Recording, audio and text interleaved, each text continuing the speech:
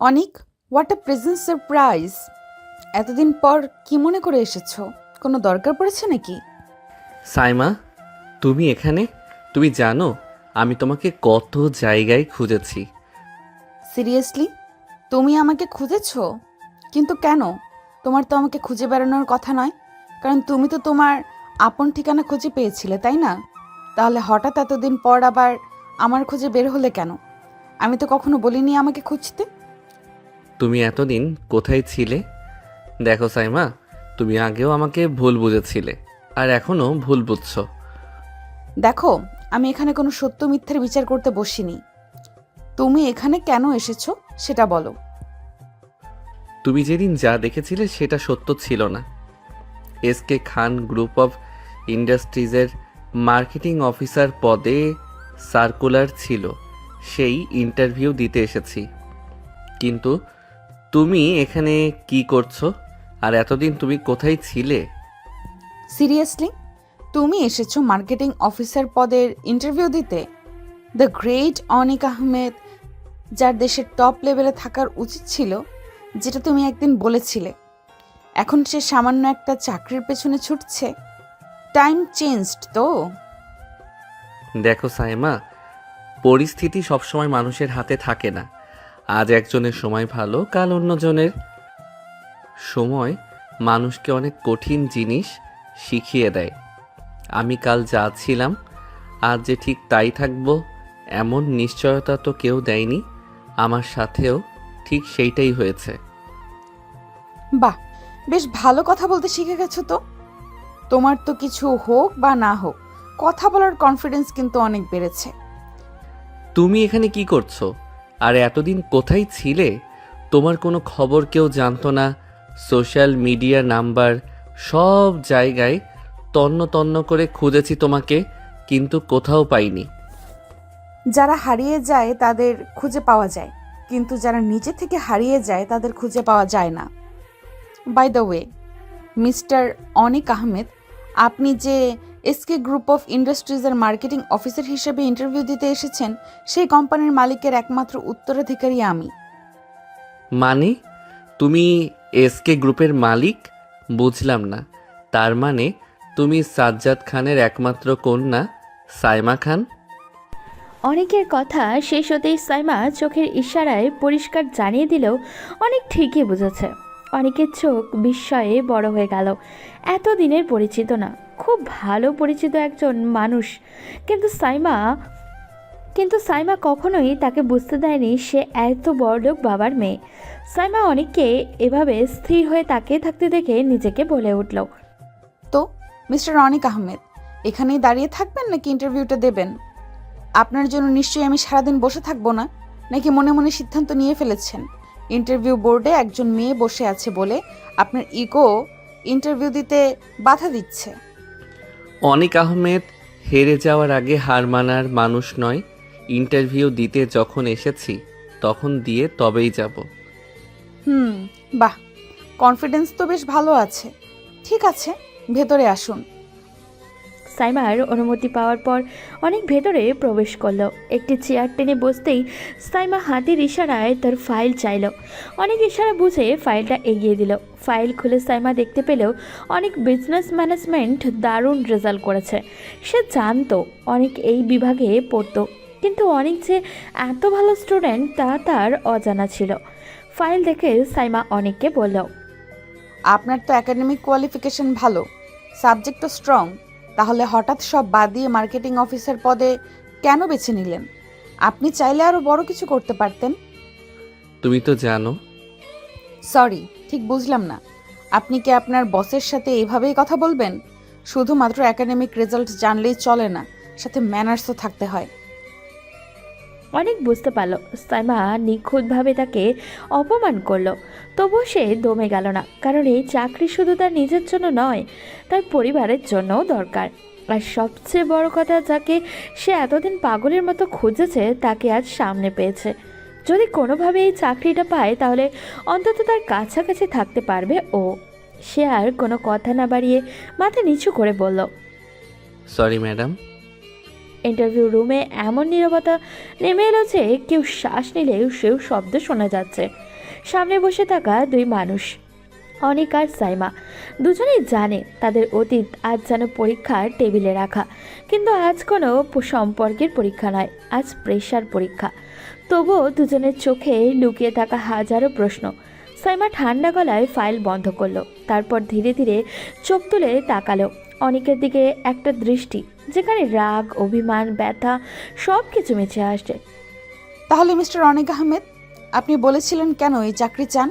আমি ভেবেছিলাম আপনি হয়তো আপনার সেই পুরনো অহংকারত্বী বিগ ড্রিম এর পেছনে ছুটবেন, কিন্তু না, আপনি এখন আমাদের কোম্পানির একটা মিড লেভেল পোস্টের জন্য আবেদন করেছেন। কারণ জীবন সবসময় আমাদের ইচ্ছে মতো চলে না ম্যাডাম। কখনো কখনো কিছু সিদ্ধান্ত নিতে হয় যা আমরা চাই না, তবুও নিতে বাধ্য হই। আমারও তেমনই হয়েছে।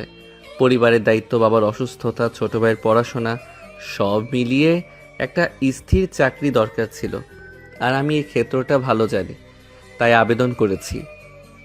ও, তো আপনি বলতে চাইছেন আপনি ম্যাডাম সাইমা খানের কোম্পানিকে ব্যবহার করতে চান আপনার পার্সোনাল সমস্যার সমাধান হিসেবে? না ম্যাডাম, আমি আপনার কোম্পানিকে ব্যবহার করতে আসিনি। আমি এখানে কাজ করতে এসেছি, আর যোগ্যতা অনুযায়ী সুযোগ পেলে প্রমাণ করতে পারবো আমি এই চাকরির যোগ্য। সব কিছু মিশে আছে। সাইমা চেয়ারে হালকা হেলান দিয়ে বসলো, চোখে সেই পুরনো ক্ষতের ছাপ যা এখনও শুকায়নি। সে জানে তার সামনে যে মানুষটা বসে আছে সে একসময় তার পৃথিবী ছিল, আর আজ তার অধীনস্থ কর্মচারী হওয়ার আবেদনকারী। ঠিক আছে, তাহলে বলুন, যদি আপনাকে আমাদের কোম্পানির মার্কেটিং অফিসার হিসেবে নিযুক্ত করা হয়, আপনি প্রথম 6 মাসে কি কি লক্ষ্য নিয়ে কাজ করবেন? আমাদের কোম্পানির জন্য আপনার পরিকল্পনা কি? প্রথমত, আমরা এখানকার মার্কেটিং ক্যাম্পেইনগুলোতে ইমোশনাল অ্যাটাচমেন্ট হারাচ্ছি। কাস্টমার শুধু বিজ্ঞাপন দেখে পণ্য কিনে না, তারা ব্র্যান্ডের সাথে যুক্ত হতে চায়। তাই প্রথম 6 মাসে আমি 1. ব্র্যান্ড কনজিউমার কানেকশন বাড়ানোর জন্য real time story based ad চালু করব। 2. অনলাইন প্ল্যাটফর্মে কাস্টমার এঙ্গেজমেন্ট 25% বাড়ানোর লক্ষ্য নেব। আর তৃতীয়ত, নতুন 3টি অঞ্চলে ডিস্ট্রিবিউশন নেটওয়ার্ক চালু করব, যেখানে এখনও এসকে গ্রুপের উপস্থিতি কম। অনেক বলতে বলতে থামলো না। বড় বড় কর্পোরেটর শব্দ, চমৎকার প্রেজেন্টেশন সবই ছিল। সাইমা লক্ষ্য করছিল প্রতিটা অভিব্যক্তি। এই অনিক যে একসময় তাকে নিয়ে ভবিষ্যতের হাজারো স্বপ্ন দেখত, আজ সেই মানুষটা তার সামনে বসে ব্যবসায়িকভাবে কথা বলছে, একদম পেশাদারি, অনুভূতিহীন। কিন্তু সাইমা জানে অনেকটা এমন নয়, সে শুধু পরিস্থিতিকে মানিয়ে নিতে শিখেছে। আপনি ভালোই প্রস্তুতি নিয়ে এসেছেন, কিন্তু একটা জিনিস আমার পরিষ্কার না, আপনি কি সত্যি এই কোম্পানিতে কাজ করতে চান, নাকি শুধু জীবনের চাপে পড়ে একটা স্টেবল চাকরি চান? ম্যাডাম, আমি চাই, খুব চাই। শুধু চাকরিটা নয়, আমি চাই আমার জীবনকে আবারও ঠিকভাবে সাজাতে, আর এখানে কাজ করলে আমি সেটা পারবো বলে মনে করি। সাইমা কিছুক্ষণ নীরব রইল, যেন ভাবছে এই মানুষটাকে সে কোথায় হারিয়ে ফেলেছে, কেন হারিয়েছে, নাকি সে কখনোই তাকে সত্যিকারের ভাবে জানেনি। হঠাৎ সাইমা ফাইল বন্ধ করে জোরে জোরে টেবিলে রাখলো। শেষ প্রশ্ন, মিস্টার অনিক, আপনি যদি জানতেন আপনাকে ইন্টারভিউ নেওয়ার জন্য আমি থাকব, তাহলে কি আপনি এই চাকরির জন্য আবেদন করতেন? হ্যাঁ ম্যাডাম, কারণ কিছু মানুষ, কিছু সম্পর্ক, কিছু ব্যথা এড়িয়ে গেলে কখনো শেষ হয় না, সামনাসামনি দাঁড়িয়ে মোকাবেলা করতে হয়। আর আজ আমি সেটা করতে এসেছি। সাইমা হঠাৎই থমকে গেল, তার ঠোঁট কাঁপছে, চোখের গভীরে জমে থাকা অভিমান মাথা চারা দিয়ে যায়। কিন্তু সে নিজেকে সামলে নিয়ে কঠোর গলায় বলে, ঠিক আছে, আপনার ইন্টারভিউ শেষ, আপনাকে রেজাল্ট জানিয়ে দেওয়া হবে, এখন আপনি যেতে পারেন। Thank you ma'am. অনেক দরজা খুলে বেরিয়ে গেল। দরজা বন্ধ হওয়ার শব্দটুকু সাইমা বুকের ভেতরে চাপা ঝড় যেন আরও জোরে বইতে লাগলো। অনেক চলে গেল, কিন্তু তার প্রতিটা কথা সাইমার মাথায় প্রতিধ্বনিত হয়ে বাজতে থাকলো। কেন জানি না সেদিন তার চোখে হঠাৎ করেই জল চলে এলো। সে মুছল না, কারোর সামনে তো ভেঙে পড়তেই হবে, আর অনেকের সামনে তো ভেঙে পড়লে সে নিজেকে হারিয়ে ফেলবে। সেদিন বিকালটা অদ্ভুতভাবে ধীর ছিল। পুরো অফিসেই ফিসফাস, কে নাকি নতুন মার্কেটিং অফিসার হবে। সবাই জানে সাইমা খান সিদ্ধান্ত নিলে আর ফেরানোর সুযোগ থাকে না, কিন্তু আজ সাইমা নিজেই যেন নিজের সিদ্ধান্তের সামনে দাঁড়িয়ে আটকে গেছে। তার ল্যাপটপে 3জন শর্ট লিস্টে প্রার্থীর নাম, তানভীর রহমান, মেহেদি হোসেন আর অনিক আহমেদ। সাইমা 3বার নামগুলো পড়ল। প্রতিবারই তার চোখ থেমে গেল তৃতীয় নামটায়। হঠাৎই কেবিনের দরজায় আবারও টোকা পড়ল, টুকটুক শব্দও হলো। কামিন। ভিতরে ঢুকলো রাফিন, তার হাতে কাগজপত্র, কিছুটা কিন্তু মুখে উদ্বেগ। রাফিন হলো সাইমা কোম্পানির HR ডিপার্টমেন্টের হেড। ম্যাম, আমরা ফলাফল আজকেই ফাইনাল করতে চাই। সকল ডকুমেন্ট প্রস্তুত, শুধু আপনার ফাইনাল সিল প্রয়োজন। রাফিনের কথা শুনে সাইমা মাথা নাড়ালো, কাগজগুলো নিল, কিন্তু কোনো কিছুই আর মনোযোগ সহকারে পড়ল না। যেন সে শুধু মাত্র কাগজ ধরেই বোঝার চেষ্টা করছে এতে ঠিক তার কার ভাগ্য লেখা রয়েছে। রাফিন বিষয়টা লক্ষ্য করলো এবং সাইমাকে নরম গলায় বলল, ম্যাম, আমি আপনার থেকে আপনার ব্যক্তিগত কিছু জানতে চাই না, জানতে বলতেও চাই না, কিন্তু আপনি যদি কিছু মনে না করেন, এই সিদ্ধান্ত আপনাকে আবার নতুন করে মানসিকভাবে ভেঙে দিবে। সাইমা হঠাৎই চোখ তুলে তাকালো, কিন্তু সাইমা অবাক হলো না, কারণ রাফিন হলো সাইমা আর অনিকের ভার্সিটির জীবনের খুব ভালো একজন বন্ধু। সাইমা আর অনিককে সে পূর্ব পরিচিত, এটা রাফিন খুব ভালোভাবেই জানা। দৃঢ় কঠোর দৃষ্টি। মিস্টার রাফিন, আমি কারো জন্য ভেঙে পড়ার মানুষ নই। এতদিনে এইটুকু অন্তত আপনার আমাকে চিনে যাওয়ার কথা, কিন্তু আমার বলতে খারাপ লাগছে যে এতদিনও আপনি আমাকে ঠিক চিনে উঠতে পারলেন না। আমি কখনোই আর কারোর জন্য নিজেকে কষ্ট দেই না বা অন্য কারোর কথা ভাবিও না। আমার কাছে আমার আত্মসম্মান এবং আমার বাবার এই কষ্টের সাম্রাজ্য সব থেকে বেশি গুরুত্বপূর্ণ।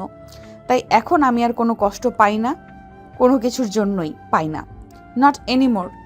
তাহলে ঠিক আছে, আসলে আমি আপনাকে নিয়ে চিন্তিত ছিলাম, সেখান থেকেই প্রশ্নটা করা।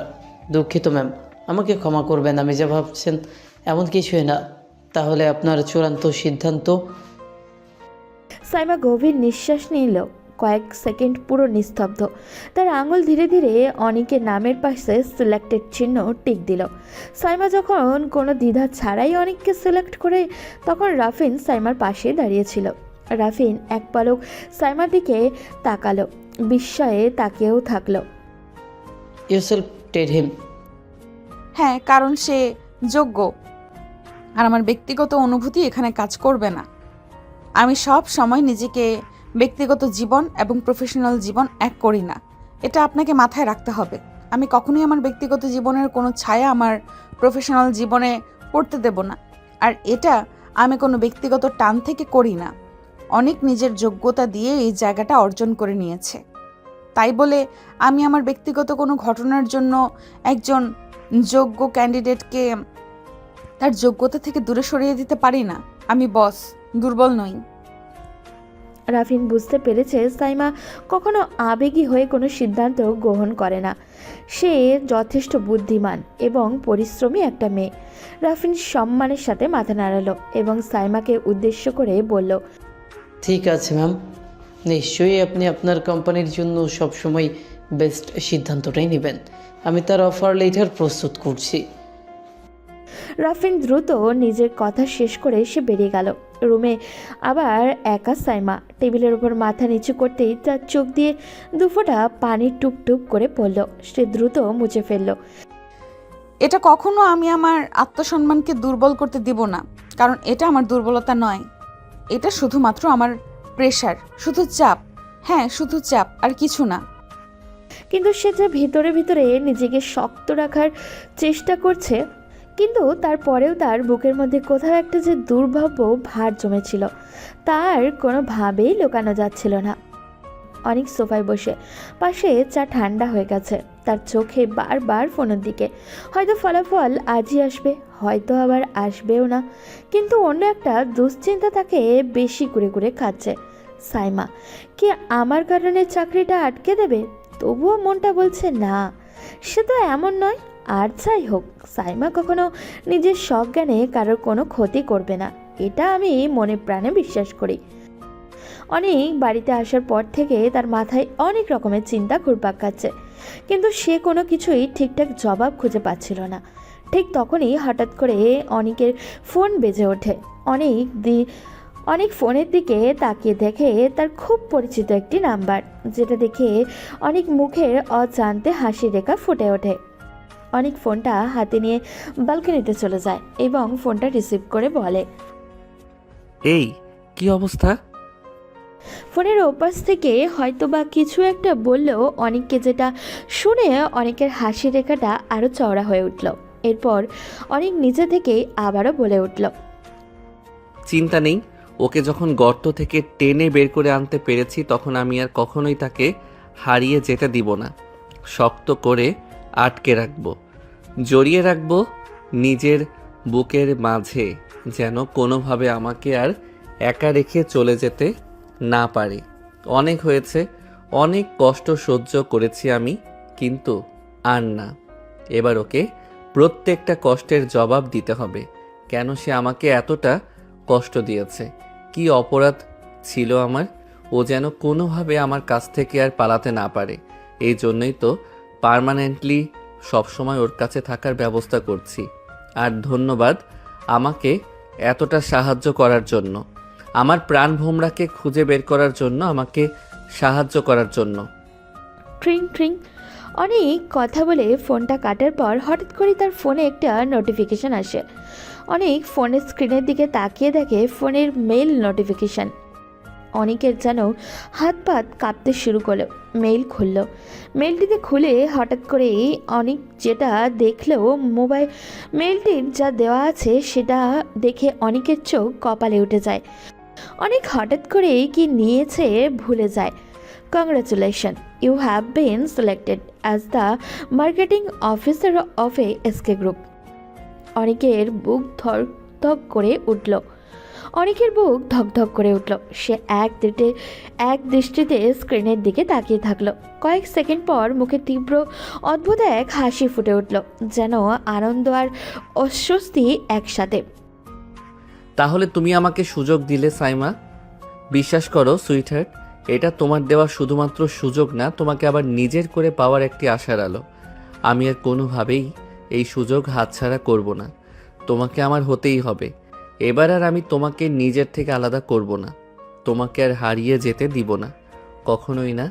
I promise. তার চোখে এক ফোঁটা জল চিকচিক করে উঠল। তার আবেগ কেমনভাবে বাইরে বেরিয়ে আসছে, যেন সে অনেক সাধনার পর তার ধৈর্য এবং সাধারণ ফল পেয়েছে। অনেকে মনে মনে আরও একবার বলে উঠল, আমি এবার প্রমাণ করব যে আমি কোনো ভুল করিনি। না তুমি কোনো ভুল করেছিলে, আর না আমি কোনো ভুল করেছি। আমরা দুজনেই পরিস্থিতির শিকার হয়েছি। সরি, আমি ভুল করিনি, কিন্তু তুমি ভুল করেছো, মস্ত বড় ভুল করেছো আমাকে একা ফেলে হারিয়ে গিয়ে। তোমার কোনো আইডিয়া নেই আমি ঠিক কতটা কষ্ট নিয়ে তোমাকে খুঁজে বেরিয়েছি। বেঁচে থেকেও যেন মৃত্যু যন্ত্রণা সহ্য করেছি। পরদিন সকালে অদ্ভুত এক উত্তেজনায় ভরা ছিল। সবাই নতুন অফিসারের সাথে দেখা করতে উদ্গ্রীব, কিন্তু সবার চোখে একটাই প্রশ্ন, নতুন অফিসার আর ম্যাডাম কোথাও যেন কিছু তো একটা আছে।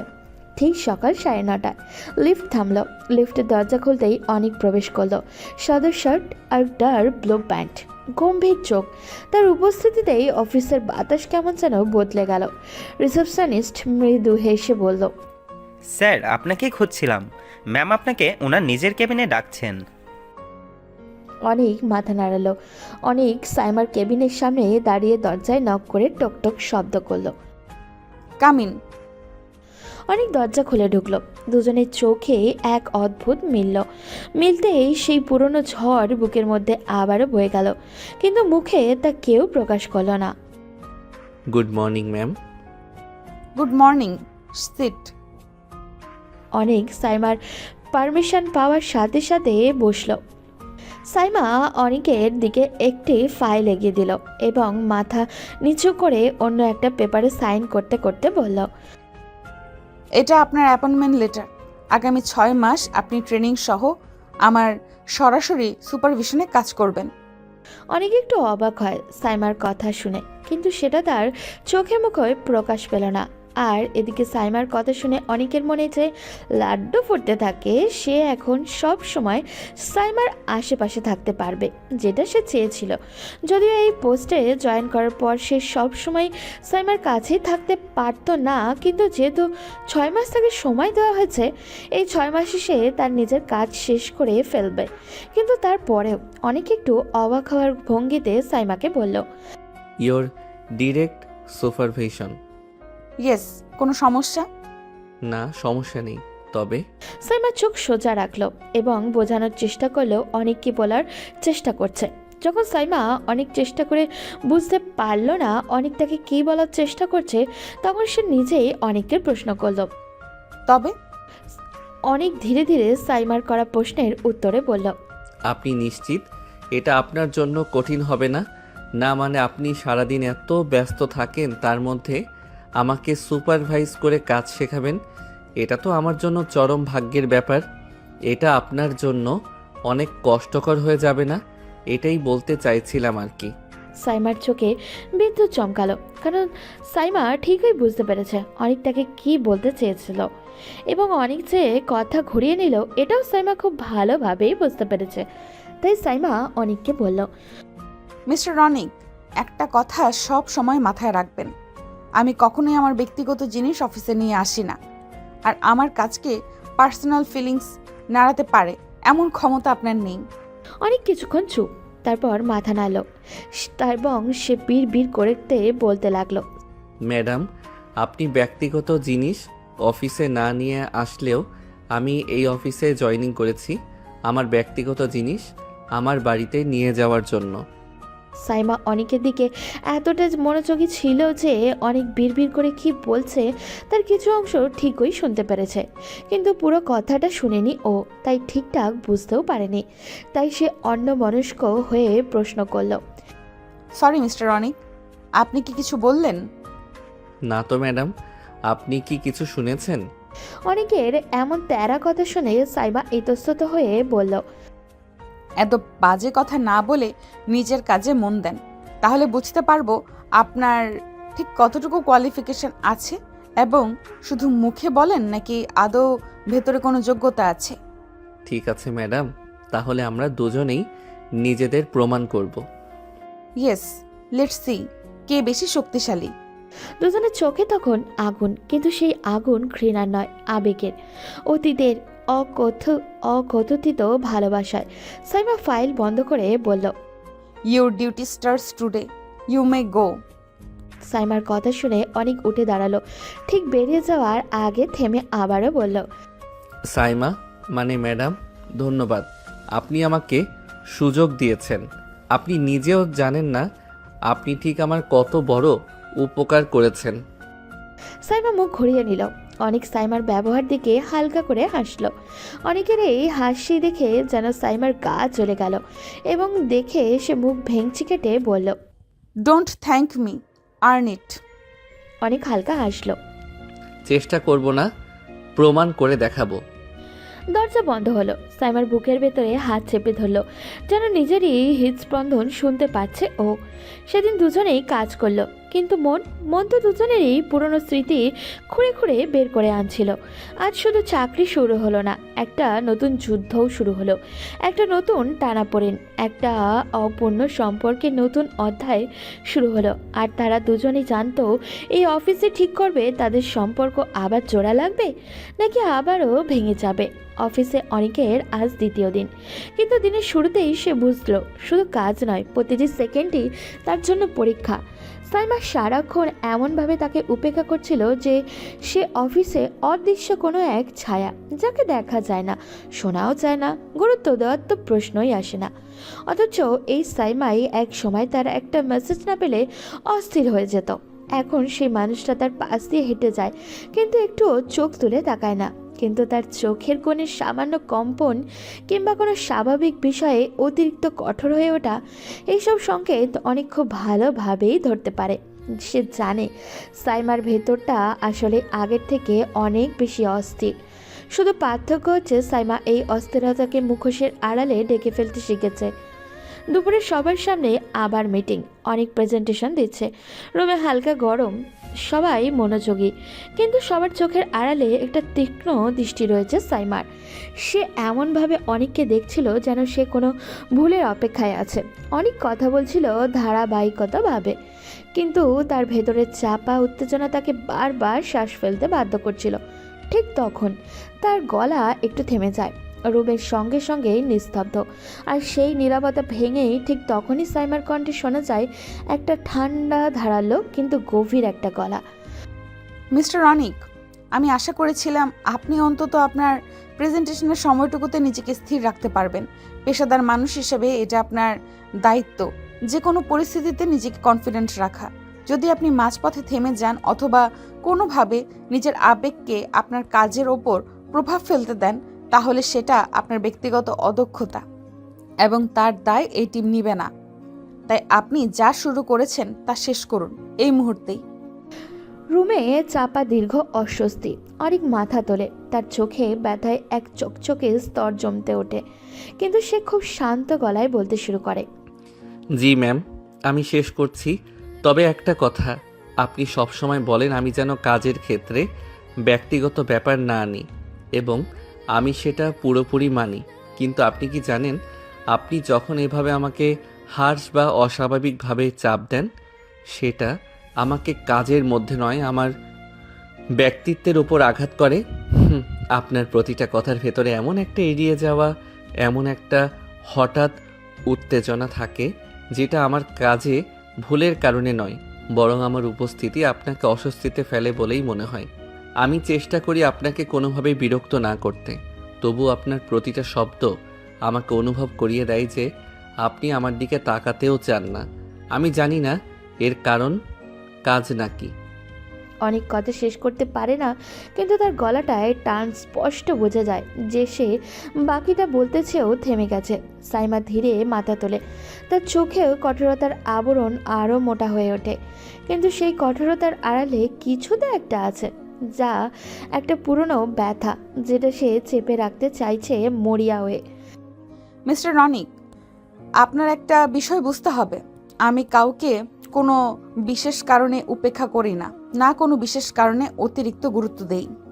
যখন আমি কাউকে দেখেও দেখি না, তার মানে সে আমার পেশাগত দায়িত্বের জন্য এখনও যথেষ্ট গুরুত্বপূর্ণ অবস্থানে নেই। আর আমি একজন প্রফেশনাল, আমার কাছে আমার কাজই প্রথম, আমার অনুভূতি নয়।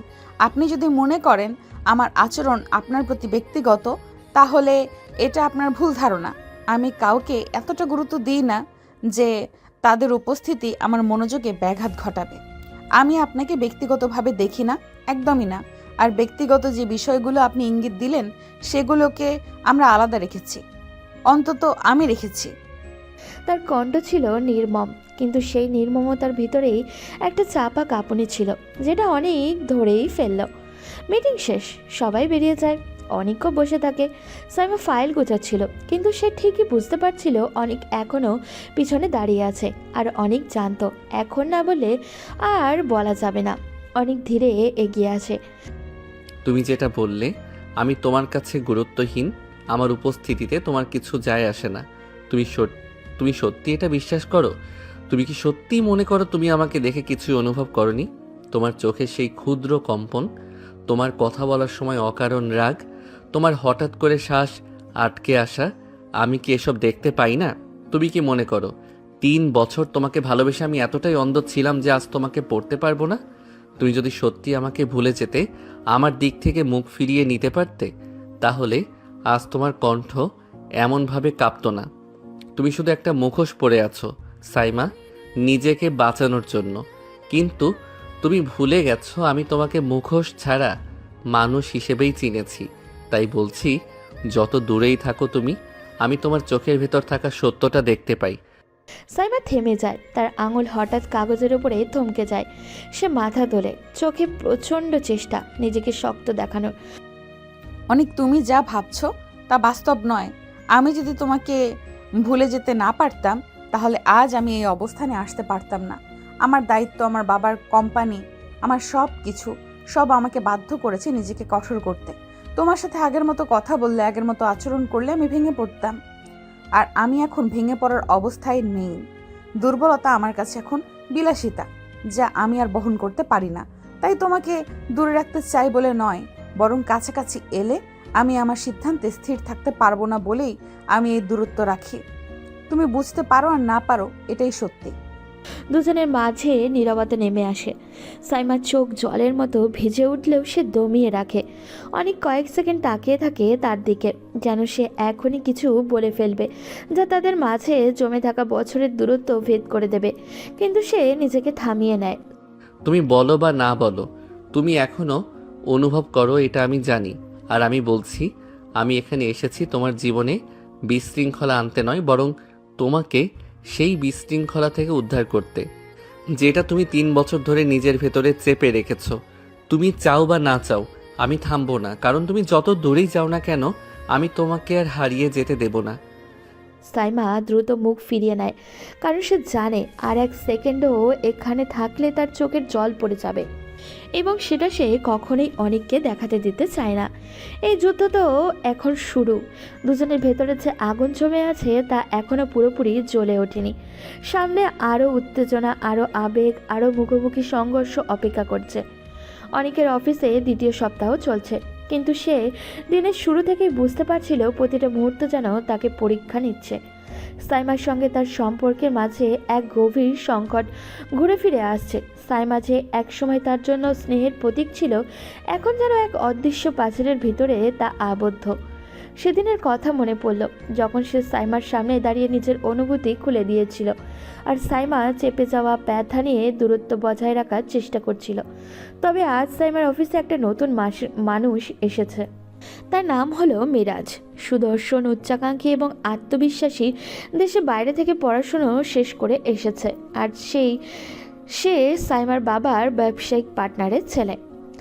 সামনে তাদের বড় একটা ডিলের প্রেজেন্টেশন, কয়েকশো কোটি টাকার ডিল, আর মিরাজ এসেছেন সাইমার পাশে সেই কাজের জন্য সাহায্য করতে। এই নতুন আসার মধ্যেই অনেক চোখে পড়ল মিরাজের দৃষ্টিতে সাইমার দিকে যে গভীর নজর, সেই নজরটাকে বারবার চালিয়ে তুলছে। অনেক যা বুঝতে পারছিল তা একদিকে যেমন তার রাগ বাড়াচ্ছিল, অন্যদিকে তার ভেতরে সাইমাকে নিয়ে আরও তীব্র প্রেম আর পীড়া জাগিয়ে তুলছিল। একদিন দুপুরে অফিসের মিটিং রুমে যখন সবার মনোযোগ ছিল প্রেজেন্টেশনের দিকে, ঠিক তখনই অনিক আর মিরাজ পাশাপাশি বসেছিল। তাই অনিক বলল, মিরাজ, তুমি আজকাল সাইমার চারপাশে থাকছো খুব বেশি, এটা তোমার কাজের অংশ তো, নাকি তার জন্য অন্য কিছু? অনেক ভাই, আমার এখানে আসার একটাই কারণ, এই ডিল সফল করা। তুমি যদি আমার কাজ নিয়ে সন্দেহ করো তাহলে সেটা ভুল। আমি শুধু পেশাদার। পেশাদার? তোর চোখ আর তোর ভাবনা বলে অন্য কথা। তুমি বারবার ওর দিকে তাকিয়ে থাকিস আর ওর পাশে থাকতে চেষ্টা করিস। আমি এটা সহ্য করতে পারছি না। তুমি যে জায়গাটা দখল করার চেষ্টা করছো, সেই জায়গাটা অলরেডি আমার নামে লেখা হয়ে আছে। শুধু 1-2-3 দিনের জন্য না, এটি অনেক আগেই তৈরি হয়ে গেছে। তাই বৃথা চেষ্টা করো না, এতে পরবর্তীতে তোমারই কষ্ট হবে বস। আমি সাইমার কাছে আছি শুধু কারণ ওর কাজের সঙ্গী হতে চাই। আর তুই এটা নষ্ট করতে চাস? ওর জীবনে আমার আশা তোর জন্য হুমকি হতে পারে, সেটা আমাকে নিয়ে ভাবিস না। আর তাছাড়া তোমার নিজের প্রতি এত কনফিডেন্ট, তাহলে এত ভয় পাচ্ছ কেন? তুমি না বলছো সাইমার মনে তোমার জন্য পার্মানেন্ট জায়গা আছে, তাহলে কেন সেই জায়গা হারানোর ভয় পাচ্ছ? আমি ভয় পাচ্ছি না মিরাজ, আমি তোমাকে নিয়ে চিন্তিত। পরবর্তীতে তোমার মন ভাঙলে তুমি সেটা সহ্য করতে পারবে তো? এজন্য তোমাকে আগে থেকে সাবধান করে দিলাম। ধন্যবাদ ভাই তোমাকে আমার মন নিয়ে এত ভাবার জন্য, কিন্তু তোমাকে আমার মন নিয়ে ভাবতে হবে না। তুমি নিজের চিন্তা করো। তুমি এখন পর্যন্ত সাইমাকে হারানোর ভয় পাচ্ছ, তাহলে কি এমন জায়গা তৈরি করলে যেটা এত নড়বড়ে হারিয়ে যাওয়ার ভয় আছে? মিরাজ কথা শুনে অনেকের বুকটা ভেঙে গেল। আর সে তখন বুঝতে পারছিল শুধু কাজের জন্য নয়, মিরাজ আসলে সাইমার জীবনে নতুন একটা আশা, নতুন আলোর প্রতীক সৃষ্টি করার বৃথা চেষ্টা করার জন্য এখানে এসেছে। আর অনেকের মনে হয় সাইমা যে পরিমাণ জিদি আর রাগী একটা মেয়ে, এখন সে যদি অনেকের উপর রাগ করে বা অনেকের উপরে অভিমান করে যে কোনো ভুল সিদ্ধান্ত নিয়ে নেয়, তাহলে তো অনেক সেটা সহ্য করতে পারবে না। একদিন বিকেলে অফিসের বাইরের বাগানে অনেক হাঁটাহাঁটি করার জন্য এসেছিল একটু, কিন্তু এসে দেখে সাইমা একটা বেঞ্চে একা একা বসে আছে। অনেক বিষয়টা লক্ষ্য করে সামনে সাইমার দিকে এগিয়ে যায়। সাইমা অনেকের উল্টো পাশ করে বসেছিল, কিন্তু তারপরেও সাইমা যখন বুঝতে পারে নিজের পেছনে কারোর উপস্থিতি, তখন তার আর বুঝতে বাকি থাকে না কে এসেছে তার পেছনে। তার নামমাত্র বিচ্ছেদ হয়েছে, কিন্তু মন তো এক জায়গাতেই রয়েছে। সাইমা পেছনে যে এসেছে সেটা দেখার জন্য সাইমাকে আর কষ্ট করে পেছনে তাকাতে হয় না। পিছনে না তাকিয়ে সাইমা বলল, আজকে হঠাৎ একা একা এখানে কি করছেন? আপনাকে যে কাজ দেওয়া হয়েছিল সেটা শেষ করেছেন? দেখুন অনেক সাহেব সামনে আমাদের অনেক বড় একটা আমাদের সামনে একটা বড় একটা পরীক্ষা। এসকে গ্রুপ কোম্পানিটা আমার বাবার অনেক শখের। তিনি এই কোম্পানিটাকে দাঁড় করানোর জন্য অনেক পরিশ্রম করেছে। রাত দিন এক করে তিনি এই কোম্পানিটাকে দাঁড় করিয়েছেন।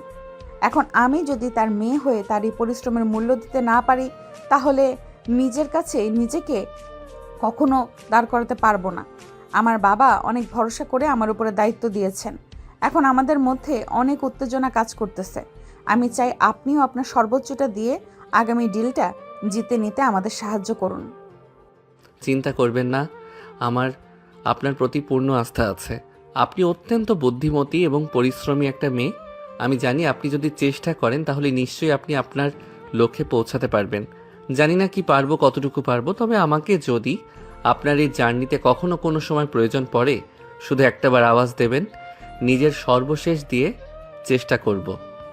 আমি ভয় পাচ্ছি, অনেক ভয় পাচ্ছি। আমি আমার সিদ্ধান্তে ভেঙে পড়ব। আমি চাই শক্ত থাকি, কিন্তু কখনো কখনো আমার মনের কোণে কিছু আতঙ্ক আমাকে তিলে তিলে শেষ করে দিচ্ছে। অনেক জানে সাইমা কতটা আবেগী। সে তার বাবাকে ভীষণ ভালোবাসে। সাইমা যখন কাউকে ভালোবাসে তখন তার জন্য সাইমা নিজের সর্বোচ্চটা বাজি রেখে দেয়। তারপরেও কখনো তার ভালোবাসার মানুষকে ছোট হতে দেয় না। সেখানে বিষয়টা তো তার বাবার স্বপ্নে সাইমা নিজের জীবনে বাজি রেখে দিবে, কিন্তু তারপরও তার বাবার স্বপ্ন ভাঙতে দিবে না। অনেকের মাঝে মাঝে ভাবে কিভাবে পারে এই মেয়েটা এত কঠোর খোলসের মাঝে এতটা দুর্বল সত্তাকে লুকিয়ে রাখতে। এক সন্ধ্যায় অফিসের লবিতে এসে দেখে সাইমা ল্যাপটপে বসে কাজ করছে এবং মিরাজ তার পাশে বসে তাকে মাথা থেকে পা পর্যন্ত পরখ করে যাচ্ছে। মিরাজের এমন দৃষ্টিতে সাইমার দিকে তাকিয়ে আছে যেন সে চোখ দিয়ে সাইমাকে গিলে খাচ্ছে। বিষয়টা দেখার পর থেকে অনেকের যেন রাগে পুরো গা জ্বলে যাচ্ছে। অফিসের মিটিং রুমে আলো ঝলমল করছে। সাইমা, অনেক, মিরাজ এবং টিমের বাকিরা বদ্ধমূলত মনোযোগ দিয়ে অপেক্ষা করছে। আজকের প্রেজেন্টেশন তাদের ক্যারিয়ারের জন্য অনেক বড় একটা সুযোগ। এসকে গ্রুপের নতুন ডিল পেতে হবে। সাইমার চোখের দৃঢ়তা, মুখে আত্মবিশ্বাস। সে জানে আজকে তার পুরো পরিকল্পনায় স্পষ্ট, সুনির্দিষ্ট এবং সকলের হৃদয় ছুঁয়ে যাবে।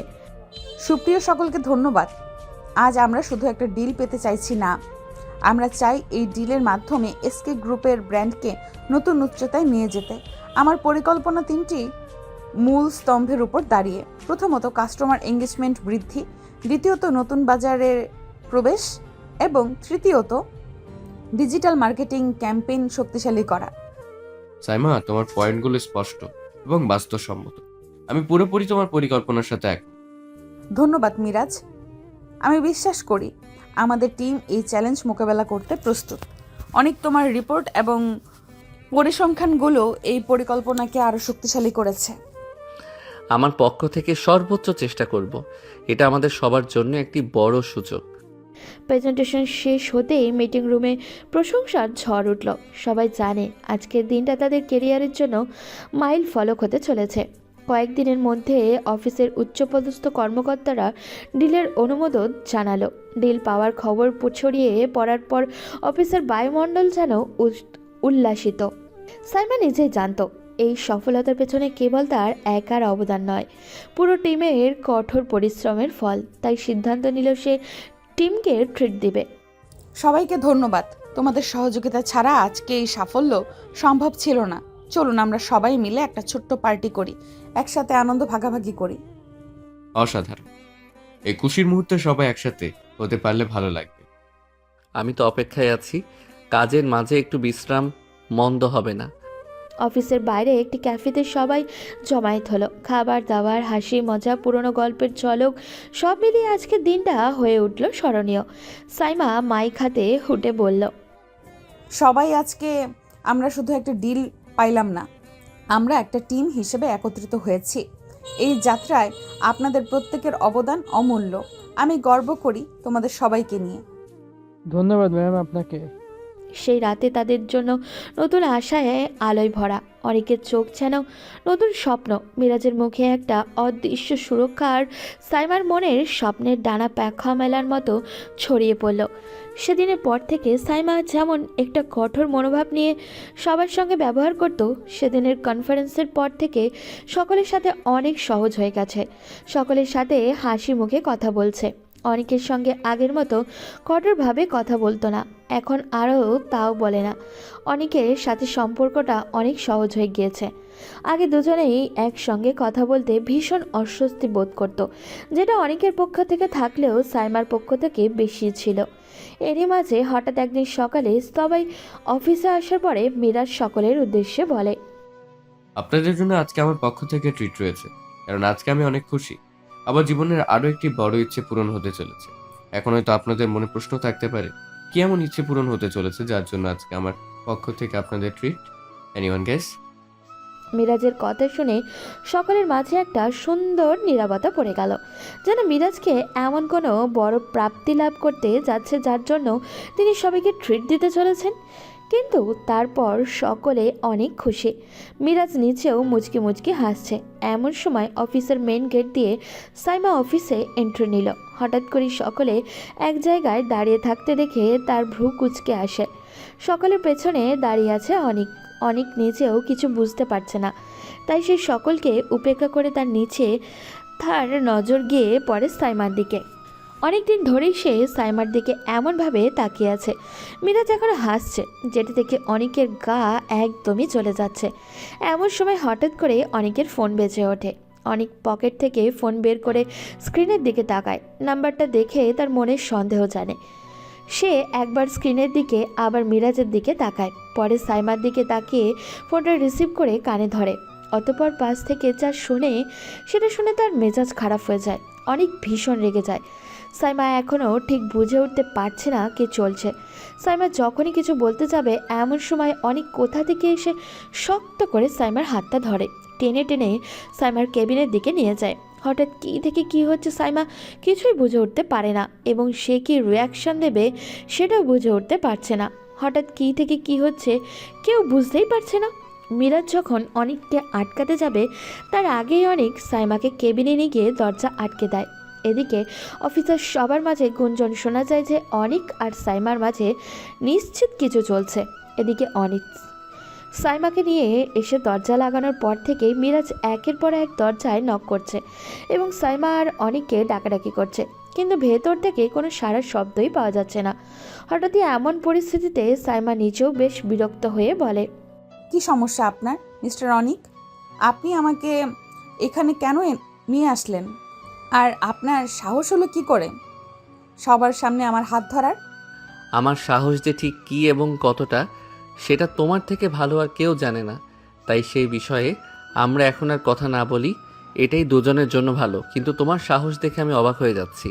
তোমার শুধু সাহস না, দুঃসাহস কোথা থেকে আসে যে তুমি অন্য কাউকে বিয়ে করার কথা চিন্তা করতে পারো?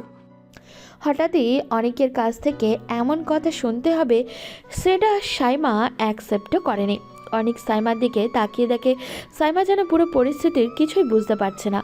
অনেকক্ষণ অনেককে চুপচাপ দাঁড়িয়ে থাকতে দেখে সাইমা কিছু বলতে যাবে তার আগেই সে অনেককে হাতের ইশারায় চুপ করিয়ে দেয়। সাইমা নিজেই বলে, কি সমস্যা আপনার? কিসের বিয়ে? কী সব বিয়ের কথা বলছেন আপনি? দেখুন জানি না আপনি কি বলছেন, কেন বলছেন আমি জানি না, তবে এইটুকু বলতে পারি কোনো কিছু না জেনে না বুঝে যাচাই বাছাই না করে কিছু বলা উচিত না। আমি না জেনে কিছু বলছি না। আপনার ওই মিরাজের সাথে বিয়ে ঠিক হয়নি? অনেকের কথা শুনে সাইমা যেন আকাশ থেকে পড়ল। সে প্রচণ্ড অবাক হয়ে বলে, কী সব যাতা বলছেন আপনি? মিরাজের সাথে আমার বিয়ে মানে? এমন ভাব করছেন যেন আপনি কিছু জানেন না। সাইমা অনেকের মুখের দিকে তাকিয়ে থাকে কিছুক্ষণ, যেন তার প্রতিটি শব্দ প্রতিটি অভিযোগ সাইমার মাথার ভিতরে ছুরি হয়ে ঢুকছে। কিন্তু সমস্যা হলো সেই অভিযোগের সামনে সে নিজেই জানে না। সাইমার শ্বাস নিতে পর্যন্ত কষ্ট হচ্ছে। তার চোখে স্পষ্ট অবাক এবং ভয়ের ছাপ। অনিক, আপনি কি বলছেন? আমি সত্যি কিছু বুঝতে পারছি না। কি প্রস্তাব? কার প্রস্তাব? আমি মিরাজের বাবা মা আবার আমার বাড়িতে যাবে কেন? আপনি কি শুনেছেন? কোথায় শুনেছেন? কেন শুনেছেন? কিছুই তো পরিষ্কার করে বলছেন না। অনেক গভীর নিঃশ্বাস নেয়। তার চোখে আগুন কিছুটা কমলেও রাগটা এখনো বয়েই গেছে। সে সোজা সাইমার দিকে তাকিয়ে থাকে, যেন বহুদিনে জমে থাকা কথাটা রূপ দিতে চাইছে। তোমার না জানার কথা শুনতে শুনতে আমি বিরক্ত। তুমি এখনো বলছো তুমি কিছুই জানো না? তোমার বাড়িতে কি হচ্ছে, কারা আসছে, কারা প্রস্তাব দিচ্ছে, তুমি কিছুই জানো না? এটা কি সম্ভব? আজ সকালে আমি নিজের কানে শুনেছি মিরাজের বাবা মা আমার এক একজন পরিচিতির মাধ্যমে খবর পাঠিয়েছে। তারা তোমাদের বাসায় দেখা করতে গিয়েছিল। উদ্দেশ্য ছিল বিয়ের প্রস্তাব। আর আর তুমি বলছো তুমি জানো না? সাইমা হতবাক। তার মুখ শুকিয়ে যায়। সে ধীরে ধীরে একটা চেয়ারে বসে পড়ে, যেন পা দুটো আর তাকে ধরতে পারছে না। আমি তো নিজের কানেই বিশ্বাস করতে পারছি না। কোথায় কি হচ্ছে আমি কিছুই জানি না। আপনি অন্তত একটু পরিষ্কার করে বলবেন। অনিক, আমি শপথ করে বলছি আমি কিছুই জানি না, বিশ্বাস করুন। আমার পরিবারের কেউ আমাকে বলেনি, কেউ কিছু আলোচনা করেনি, এমনকি মিরাজও আমাকে কখনো এমন কিছু বলেনি। সে যদি সত্যি এমন কিছু করে থাকে তাহলে সেটাও আমি এই মাত্র আপনার মুখেই প্রথম শুনছি। আমি জানতামই না এমন কিছু ঘটেছে। আপনি কেন ভাবছেন আমি সব জানি? কেন ভাবছেন আমি ইচ্ছে করে কিছু লুকাচ্ছি? অনেক 2 সেকেন্ড চুপ থাকে, কিন্তু তার ভেতরের ক্ষোভ এখনও পড়ে চলেছে। সে এক ধাপ করে এগিয়ে এসে টেবিলের ওপরে হাত রাখে এবং হালকা ঝুঁকে সাইমার দিকে তাকায়। কারণ তুমি আমাকে কখনো কিছু বলো না সাইমা। তুমি নিজের অনুভূতি তো দূরের কথা, নিজের জীবনের গুরুত্বপূর্ণ বিষয়গুলো পর্যন্ত কাউকে জানাতে চাও না। তুমি চাও সবাই নিজের মতো আন্দাজ করে নিক, আর তুমি চুপচাপ থেকে সব কিছু এড়িয়ে যাবে। কিন্তু এবার আর সেটা হবে না। মিরাজ যে তোমার সাথে বিয়ে করতে চায় সেটা তার বন্ধুদের মুখেই একাধিকবার শুনেছি। আজ যখন ফোনে আমাকে বলা হলো যে তাদের পরিবার তোমার বাড়িতে গেছে, তখন আমার মাথা কাজ করা বন্ধ হয়ে গেল। আর তোমার ওই আমি কিছু জানি না এই কথাটা এখন খুব বিশ্বাস করতে কষ্ট হচ্ছে। সাইমা এবার ক্ষুব্ধ হয়ে ওঠে। সে চেয়ার থেকে উঠে দাঁড়িয়ে তার চোখে জল চিকচিক করছে, কিন্তু সে চোখের জলকে খুব শক্ত করে আটকায়। আপনার বিশ্বাস করতে কষ্ট হচ্ছে সেটা আমি বুঝলাম, কিন্তু তাই বলে আপনি সবার সামনে আমাকে টেনে নিয়ে আসবেন? আপনার হাত ধরে আমার হাত ধরে অপমান করবেন? আমার কেবিনে আমাকে আটকে রেখে জেরা করবেন? এটা কি আপনার ঠিক কাজ? আপনি কি ভাবেন আমি নিজের জীবনের উপর এতটাই নিয়ন্ত্রণহীন যে কেউ আমার নামে প্রস্তাব পাঠালো আমি চুপ করে বসে থাকবো? আমি কি এমন মানুষ? আপনার কাছে কি কখনো তেমন মনে হয়েছে? অনেক এবার দমচাপা গলায় বলে। তুমি আমার। কথাটা শেষ করতে না পারে না, যেন গলার ভিতরে আটকে গেছে। সাইমা তাকিয়ে থাকে নিঃশব্দে অপেক্ষা করে। তুমি আমার কাছে গুরুত্বপূর্ণ, অতিরিক্ত গুরুত্বপূর্ণ। তাই যখন শুনলাম তুমি অন্য কারোর সাথে বিয়ে করতে যাচ্ছ, তখন মাথা ঠিক রাখতে পারিনি। মনে হলো সব কিছু হারিয়ে ফেলছি। আর যখন তোমাকে মিরাজের সামনে এমন হাসি খুশি দেখলাম, তখন নিজের উপরই ঘেন্না লাগছিল।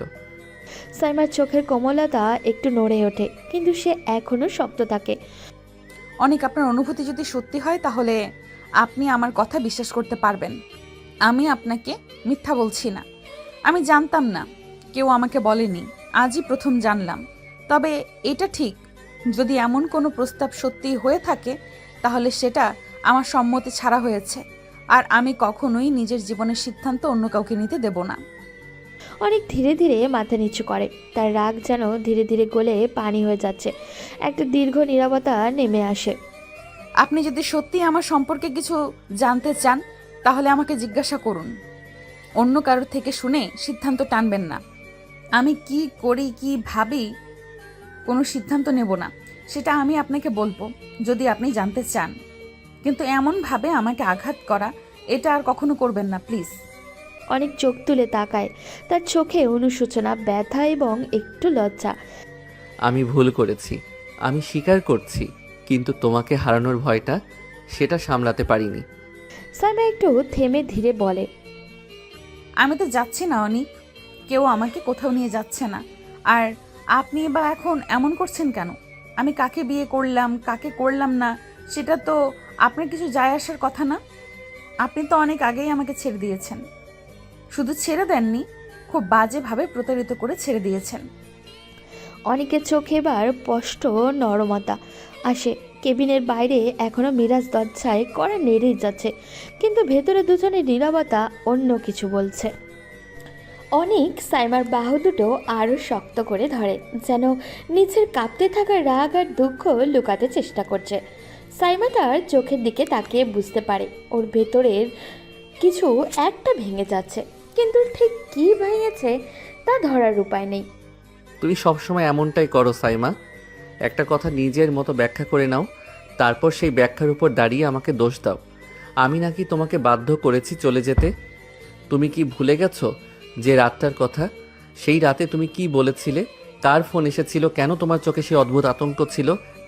অনেকের কণ্ঠে এমন রহস্য, এমন দাবি যেন সেও নিশ্চিন্ত না কোনো সত্যটা ঠিকমতো মনে আছে, তার কোনটা শুধু নিজের কল্পনা। সাইমা হঠাৎই থমকে যায়, তার মুখের অভিব্যক্তি বদলে যায় 1 সেকেন্ডের জন্য, কিন্তু সে দ্রুত নিজেকে সামলে নেয়। কোন রাতে? তুমি আসলে কোন ঘটনার কথা বলছো? আর কার ফোনের কথা বলছো? তুমি কি ভেবে নিয়েছো আমি কারোর সাথে? হ্যাঁ, এটাই ভাবো? তুমি কি আমাকে বিশ্বাসই করনি কখনো? অনেক গলা নামায়, খুব ধীরে বলে, আমি জানি না সাইমা, সত্যি জানি না, কারণ তোমার সেই রাতের নীরবতা, তোমার ব্যাগটা তাড়াহুড়ো করে গোছানো, আর সেই অজানা নম্বর থেকে আসা ফোন কল সবকিছুই আমাকে অন্য কিছু ভাবতে বাধ্য করেছিল। তুমি ব্যাখ্যা করার আগেই তুমি চলে গেলে হঠাৎ, একদম হঠাৎ করে।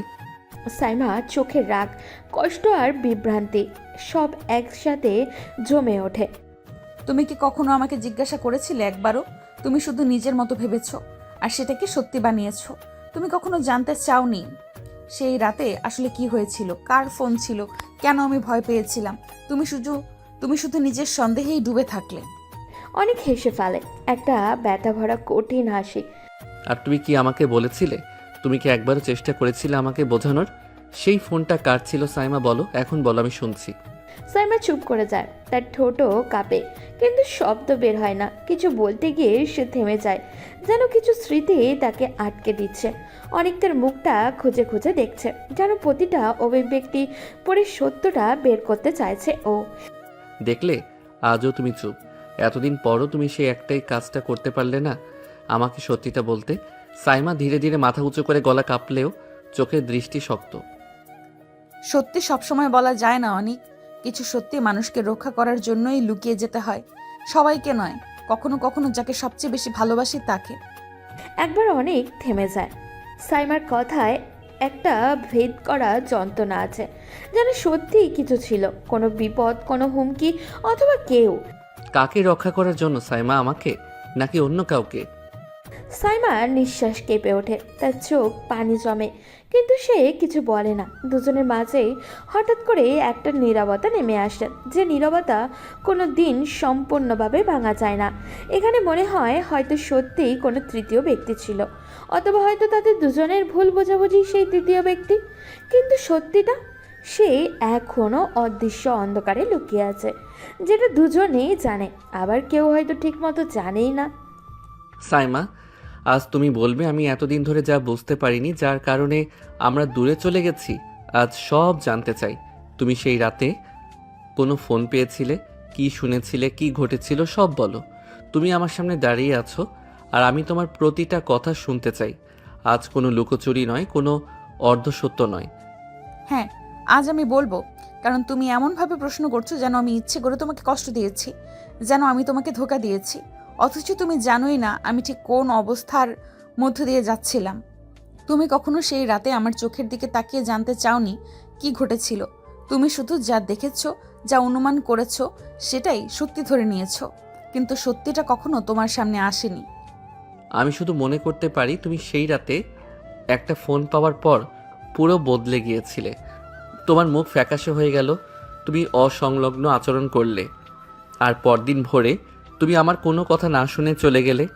আমি ভাবলাম তুমি আমাকে এড়িয়ে যাচ্ছ। তখন যদি তুমি শুধু একটা কথা বলতে, কেন তুমি এমন হলে, কি ঘটলো, সব কিছু বদলে যেত। কিন্তু তুমি চুপচাপ চলে গেলে। ফোনটা ছিল মিরাজের। হ্যাঁ, সেই মিরাজ যাকে তুমি তোমার নিজের লোক মনে করতে, যার সঙ্গে তুমি সবকিছু শেয়ার করতে। সে রাত 2টোয় আমাকে ফোন করে বলল সে বিপদে আছে। প্রথমে আমি যেতে চাইনি, কারণ তোমার সঙ্গে দেখা করে তখনই ঘুমাতে গিয়েছিলাম। কিন্তু তারপর সে এমন একটা কথা বলল যা আমাকে জমাট বরফের মতো করে দিল। সে বলল যদি আমি এখনই না যাই তবে সে তোমার বিরুদ্ধে এমন কিছু করবে যা তোমার জীবন, তোমার ক্যারিয়ার সব ধ্বংস করে দিবে। মিরাজ তোমাকে এমন কথা বলবে? সেই মানুষটা, সে কেন? সে তোমাকে হঠাৎ করে এত রাতে ফোন করবে কেন? আর তোমাকে হুমকি দেবে কেন? কারণ সে আমাকে পছন্দ করতো অনেক অনেক দিন ধরে, কিন্তু কখনো পরিষ্কার করে বলেনি। ওর আচরণ মাঝে মাঝে অদ্ভুত মনে হতো, কিন্তু আমি কখনো ভেবেই দেখিনি এটা আসলে কি। আমি যখন তাকে বললাম আমি তোমাকে ভালোবাসি আর তোমার সাথেই থাকতে চাই, সে সেটা সহ্য করেনি। সেই রাতেই সে প্রথমবার নিজের মুখে স্বীকার করলো। তার চোখে এমন এক রাগ, এমন এক পাগলামি ছিল যে আমি ভয় পেয়ে গিয়েছিলাম। সে বলল আমি যদি তোমাকে না ছাড়ি তাহলে তোমাকে হারাতে হবে, সে তোমাকে নিজের হাতে ধ্বংস করে দেব। আর তুমি তখনই সিদ্ধান্ত নিলে আমাকে ছেড়ে যাওয়ার। তুমি আমাকে কিছু বলতে পারতে, আমি তোমার উপর রাগ করতাম না। তুমি যদি তখনই বলতে মিরাজ তোমাকে এমন হুমকি দিচ্ছে, আমি কখনোই তোমাকে সন্দেহ করতাম না। আমি বরং তোমার পাশে দাঁড়াতাম। না অনিক, তুমি শুনতে না, তুমি ভাবতে আমি বাড়িয়ে বলছি। আমি সেই সময় তোমাদের দুজনকে যতটা কাছে দেখতাম, আমি জানতাম তুমি একবারও বিশ্বাস করবে না মিরাজ এমন কিছু করতে পারে। আর যদি তুমি বিশ্বাস না করতে তাহলে আমাদের সম্পর্কটাই সন্দেহেই ভেঙে যেত। আমি চাইনি তোমার জীবনে, ক্যারিয়ারে, নিরাপত্তায় কোনো বিপদ আসুক। আমি ভেবেছিলাম তুমি দূরে থাকলে সে শান্ত হবে, সব ঠিক হয়ে যাবে, কিন্তু ভুল ছিল। সে থামেনি। আজও সে আমাকে ফোন করে, মেসেজ দেয়, হুমকি দেয় যদি আমি আবার তোমার কাছে ফিরি তাহলে সে তোমাকে আঘাত করবে। তাহলে এতদিন ধরে তুমি একা এসব মুখোমুখি হচ্ছ? আমি ভাবছিলাম তুমি আমাকে ভুলে গেছো, আমাকে ভালোবাসো না, অন্য কারো দিকে মন দিয়েছ। আর তুমি নাকি আমাকে রক্ষা করতে গিয়ে আমাকে ছেড়ে দিলে। তুমি আমার সাথে লড়তে পারতে সাইমা, আমি তোমাকে রক্ষা করতে পারতাম। তুমি কেন আমাকে সেই সুযোগ দিলে না? কারণ তোমাকে হারানোর ভয়টাই ছিল সবচেয়ে বড় ভয়। আমি যদি তোমাকে বলতাম আর তুমি বিশ্বাস না করতে তাহলে আমাদের সম্পর্ক তাতেই শেষ হয়ে যেত। আর যদি সে তোমার কোনো ক্ষতি করত, আমি সেটা কোনোভাবেই সহ্য করতে পারতাম না। তাই আমি দূরে সরে যাই, ভাবতাম এটাই নিরাপদ। কিন্তু আমি জানতাম না যে তুমি কতটা অসুস্থ হয়ে পড়েছো। এবার আর তুমি একা নও। এখন থেকে সব আমি সামলাবো। মিরাজ যতই ক্ষমতাবান হোক, যত সংযোগ থাকুক, এবার আমি তার মুখোমুখি হব। তুমি আমার পাশে থাকবে আর আমি তোমাকে রক্ষা করব। সত্য লুকিয়ে রাখা শেষ, এখন সময় সত্যের বিরুদ্ধে দাঁড়ানোর। অনেক তাকে অবহেলা করো না, সে এখন আগের মতো নেই। সে যা করতে পারে তুমি কল্পনাও করতে পারবে না। আমি চাই না তোমার কোনো ক্ষতি হোক। তোমাকে হারানোর থেকেও বড় কোনো ভয় আমার নেই, আর তোমাকে রক্ষা করতে হলে আমি শেষ পর্যন্ত যাব। সাইমা কিছুক্ষণ চুপ থাকে। দুজনের মধ্যে নীরবতা, উত্তেজনা, ভালোবাসা সব মিলিয়ে একটা নতুন অধ্যায় শুরু হতে থাকে। আজ সব শেষ, আজ সত্যটা সামনে আসবে। কথাটি বলে অনেক সাইমার কেবিনের দরজা খুলে বাইরে বেরিয়ে এসে দেখে মিরাজ এখনো সেখানেই দাঁড়িয়ে আছে। অনিক, তুমি একা কেন? সাইমা কোথায়? তোমার এত বড় সাহস, তুমি এতক্ষণ ধরে সাইমাকে নিয়ে রুম লক করে রেখেছিলেন? কি যে বলেন না মিরাজ সাহেব, একজন অ্যাডাল্ট ছেলে মেয়ে, স্বামী স্ত্রী যখন লক করা রুমে থেকে বেরিয়ে আসে তখন রুমের ভেতর কি হয়েছে সেটা জিজ্ঞেস করতে নেই। বাজে কথা বলা বন্ধ করো। তোমরা দুইজন স্বামী স্ত্রী মানে? আপনি এখনো জানেন না? অবশ্য জানবেনই বা কী করে। আমাদের বিচ্ছেদের আগে আমরা দুইজন আইন মেনে ধর্ম মেনে বিবাহ সম্পন্ন করেছিলাম। যদিও এই বিষয়টা শুধুমাত্র আমি আর ও ছাড়া জানি না, কারণ আমাদের বিয়ের রিসেপশন এখনো বাকি আছে। তবে আপনি চিন্তা করেন না, আমাদের বিয়ের রিসেপশনের সর্বপ্রথম কার্ডটি আপনিই পাবেন। বাজে কথা বলা বন্ধ করো। আশ্চর্য, এখন আপনার কাছে নিজের সত্যতা প্রমাণ করার জন্য আমাদের বিয়ের কাবিননামা দেখাতে হবে নাকি? মিরাজ চেয়ারে হেলান দিয়ে বসলো, ঠোঁটে কেমন একটা অদ্ভুত ধরনের হাসি। কি ব্যাপার? শুনলাম তোমার আর সাইমার মাঝে আবার কিছু চলছে। হঠাৎ আগ্রহ? হ্যাঁ চলছে, আর সেজন্যই আমি এখানে, কারণ সে আমাকে আজ সব বলেছে। সব। তুমি কি ভাবছিলে সত্যিটা চিরকাল লুকিয়ে রাখতে পারবে? মিরাজের মুখের হাসি এক মুহূর্ত থেমে গেল। সে ধীরে জোর করে একটা হাসি আনলো। সাইমা তোমাকে কি বলেছে? খুব জানতে ইচ্ছে করছে। সে বলেছে তুমি তাকে সেই রাতে হুমকি দিয়েছিলে আমার নাম করে। বলেছিলে আমি বিপদে পড়ব, আমার ক্যারিয়ার শেষ করবে, আর এই জন্যই সে আমার কাছ থেকে দূরে সরে যায়। তুমি ফোন করেছিলে রাত 2টোয়, তাকে ডেকেছিলে, তাকে ভয় দেখিয়েছিলে। আমি জানতে চাই কেন? মিরাজ দীর্ঘ নিঃশ্বাস ফেলল, তার চোখে অদ্ভুত প্রশান্তির দৃষ্টি। কারণ সে আমাকে পছন্দ করতো না, আর তুমি ছিলে তার সবকিছু। আমি সেই জিনিসটা সহ্য করতে পারি। তোমাকে সবসময় ঈর্ষা করতাম অনেক। তুমি যেভাবে সহজে মানুষের মন জয় করো, যেভাবে সাইমা তোমাকে দেখে, আমি সেটা কখনো পাইনি। অনেক মুষ্টি করে শক্ত করে রইল। তোমার ঈর্ষার জন্য তুমি আমার জীবনের সবচেয়ে গুরুত্বপূর্ণ মানুষটাকে আতঙ্কে রেখেছ। তাকে বছরের পর বছর তাড়া করেছ। তুমি নাকি আমার বন্ধু? মিরাজ এবার দাঁড়িয়ে গেল, তার চোখে এমন শীতল দৃষ্টি যা আগে অনেক কখনো দেখেনি। বন্ধুত্ব? সেই শব্দটা তো কেবল তোমাদের মতো দুর্বল লোকদের জন্য। আমি কারোর সাথে বন্ধুত্ব করি যখন তার সাথে থেকে ভয় পাই। আর তুমি আমার পথে এসে দাঁড়িয়েছিলে সরাসরি বাধা হয়ে। সাইমাকে আমি বহুদিন ধরেই চাইতাম, কিন্তু সে আমাকে পাত্তা দিত না। তুমি তার জীবনে আসার পর সে আরো দূরে চলে গেল। তখন বুঝলাম তাকে পাওয়ার একটাই উপায়, তোমাকে তার কাছ থেকে সরিয়ে ফেলা। অনেক এগিয়ে এলো, চোখে আগুন তার। তাহলে তুমি সাইমাকে জোর করেছ, তাকে হুমকি দিয়েছ, আর এখনো তাকে বিরক্ত করছো? মিরাজ ঠান্ডা একটা হাসি দিল। ওকে বিরক্ত করছি না, ওকে মনে করিয়ে দিচ্ছি যে আমি এখনো আছি। আর তুমি যদি ওর কাছে আবার আসো, তবে তোমার জীবনে এমন ঝড় তৈরি করব যে তুমি সামলাতে পারবে না। সাইমা সেটা জানে, তাই সে তোমার কাছে আসতে চাইছে না, কারণ সে জানে তোমার ক্ষতি হলে সেটাও সহ্য করতে পারবে না। অনেক এবার নিজেকে ধরে রাখতে পারল না। তুমি যতই ভয় দেখাও, যতই হুমকি দাও, আজ থেকে তোমার ক্ষমতা শেষ। তুমি সাইমার উপর থেকে তোমার ছায়া সরিয়ে নেবে। তুমি তাকে আর কখনো ফোন করবে না, মেসেজ করবে না, বিরক্ত করবে না। আর যদি করো, আমি তোমার বিরুদ্ধে এমন জায়গায় দাঁড়াবো যেখানে তোমার ক্ষমতা কোনোদিন পৌঁছাবে না। মিরাজ এবার রেগে চোখ লাল করে বলে উঠল। তুমি আমাকে থামাতে আসছো? তুমি তুমি জানো আমি কে, কি করতে পারি? তুমি জানো না আমার কত বড় সংযোগ আছে, কোথায় কোথায় আমার লোক আছে। তুমি যদি সাইমার কাছে ফিরে যাও, তুমি যদি ওর পাশে দাঁড়াও, তাহলে আমি শুধু তোমাকে না, তোমাদের দুজনকেই শেষ করে দেব। তোমরা একসাথে থাকতে পারবে ভাবছো? আমি সেটা হতে দেব না। এক মুহূর্তে কেবিনের ভিতরে হওয়া জমাট বাঁধা বরফের মতো হয়ে গেল। তুমি যদি ওকে ভালোবাসতে একটুও, তবে এমনটা বলতে না। তুমি তাকে চাওই না, তুমি তাকে নিজের দখলে রাখতে চাও, আর সেই কারণেই তুমি আজও একা। আর শোনো, সাইমা এখন আমার সাথে, আর এবার সে আমার কাছ থেকে দূরে যাবে না। মিরাজের চোখে পাগলামে ঝিলিক। এটা তোমার শেষ ভুল অনিক, এই সিদ্ধান্তের দাম তুমি দেবে। অনেক এক পা এগিয়ে এসে সরাসরি তার চোখের দিকে তাকিয়ে বলে। দাম আমি দেব না মিরাজ, এবার তুমি দেবে, কারণ সত্যিটা আমি জেনে গেছি। আর যেদিন তোমার আসল মুখটা সবার সামনে আনবো, তোমার অবস্থান, তোমার ক্ষমতা, তোমার মুখোশ সব কিছু ভেঙে পড়ে ধুলো হয়ে যাবে। মিরাজ কিছু বলতে যাচ্ছিল, কিন্তু তখনই অনেক পেছনে করে কেবিন থেকে বেরিয়ে গেল। পেছন থেকে মিরাজের গলা শুনতে পেল ও। অনিক, তুমি ফিরে এসেছো, কিন্তু এবার বেরোতে পারবে না। তুমি দেখবে কি হতে যাচ্ছে। অনেক থামলো না, তার চোখে একটাই সিদ্ধান্ত, সাইমাকে রক্ষা করতে হবে, আর তা যেভাবেই হোক। অফিস থেকে বেরিয়ে আসার পর অনেক দ্রুত তার বাড়ির পথে রওনা দেয়। সেখানে পৌঁছে বাবা মাকে সঙ্গে নিয়ে সোজা সাইমার বাড়ির উদ্দেশ্যে রওনা দেয়। পথে ফোনে সাইমা ও তার বাবা মাকে বারবার কল করে জানায় যে তারা যেন তার বাড়িতে এসে অপেক্ষা করেন। হঠাৎই এমন আকস্মিক ডাকাডাকি শুনে সবাই চমকে যায়, কিন্তু কোনো প্রশ্ন না করেই সবাই তাদের নিজ নিজের বাড়ির দিকে ফিরে যায়। রাস্তায় অনেকের বাবা মা অনেকবার অনেককে জিজ্ঞাসা করেছে সে যে কোথায় যাচ্ছে, কিন্তু অনেক বরাবরের মতোই চুপ ছিল, কিচ্ছু বলেনি।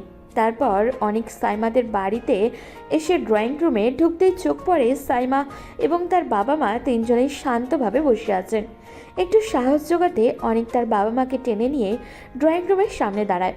তারপর সরাসরি সাইমার হাত ধরে বলল, বাবা মা, এ হলো Saima, Saima Khan, SK group of ইন্ডাস্ট্রিজের মালিক।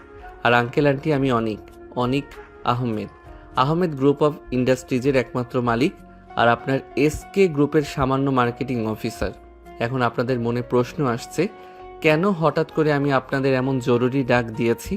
তার একটাই কারণ, বাবা মা, আঙ্কেল আন্টি, আমি আর সাইমা একে অপরকে ভালোবাসি। অনেকে একটু থামলো, সবাই চোখে চোখ রেখে বলল, আমাদের ভালোবাসা হঠাৎ করে নয়, আমরা অনেক আগেই একে অপরকে চিনি। আমরা একই ইউনিভার্সিটিতে ছিলাম, তখন থেকে আমাদের সম্পর্কের সূচনা।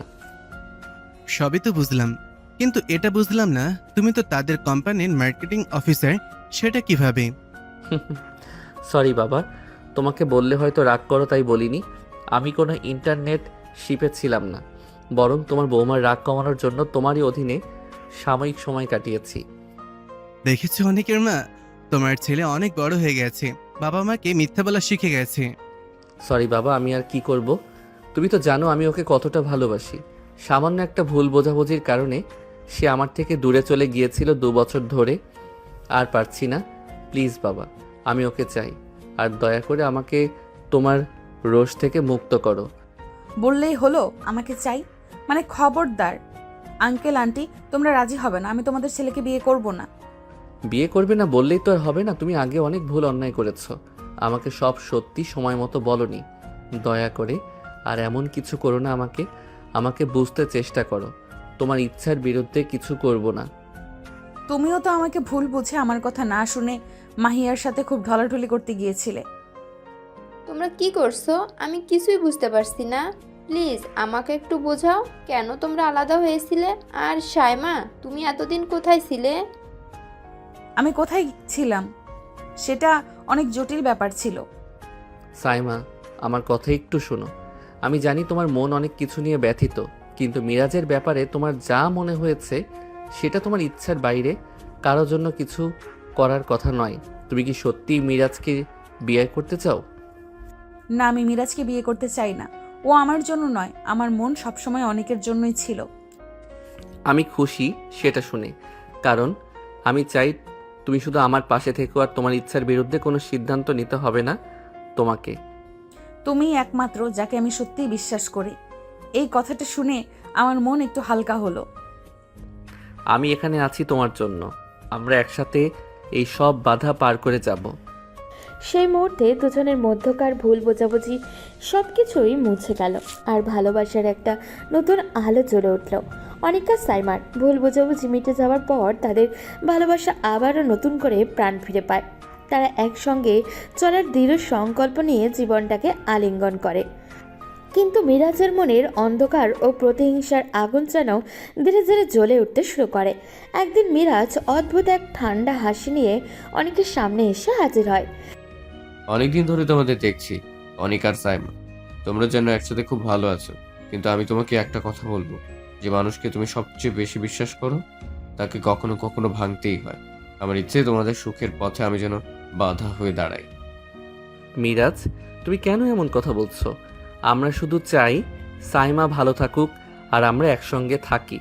তোমার এই দুঃখ কি? তোমরা ভাবছো এটা শুধু ভালোবাসার গল্প? না, এটা যুদ্ধ, আর আমি তোমাকে হারানোর জন্য সবকিছু করব। সেই দিন থেকে মিরাজ ছড়াতে থাকে অফিসে গুজব, মিথ্যে কথা, সন্দেহ আর বিভ্রান্তি। সে চায় তাদের ভালোবাসার বন্ধন ভাঙিয়ে দিতে। মিরাজ, তুমি এসব গুজব বন্ধ করো। তুমি আমাদের ভালোবাসাকে নষ্ট করতে পারবে না। তুমি ভাবো এটা শেষ? আমি তো এখন শুরু করলাম। কিন্তু মিরাজের প্রতিহিংসা আর ষড়যন্ত্র অফিসে ছড়িয়ে পড়ে, কিন্তু সত্যিকারের ভালোবাসা সহজে ভেঙে পড়ার নয়। অনিক আর সাইমা একে অপরকে প্রতি বিশ্বাস আর ভালোবাসার মাধ্যমে এই কঠিন সময় পার করে যাবে। তাদের সামনে এখন কঠিন পরীক্ষার দিন অপেক্ষা করছে, যেখানে ভালোবাসা হবে তাদের সবচেয়ে বড় শক্তি। অনেক প্রতীক্ষার পরে অনিক আর সাইমা বিয়ের তারিখ এগিয়ে আসে।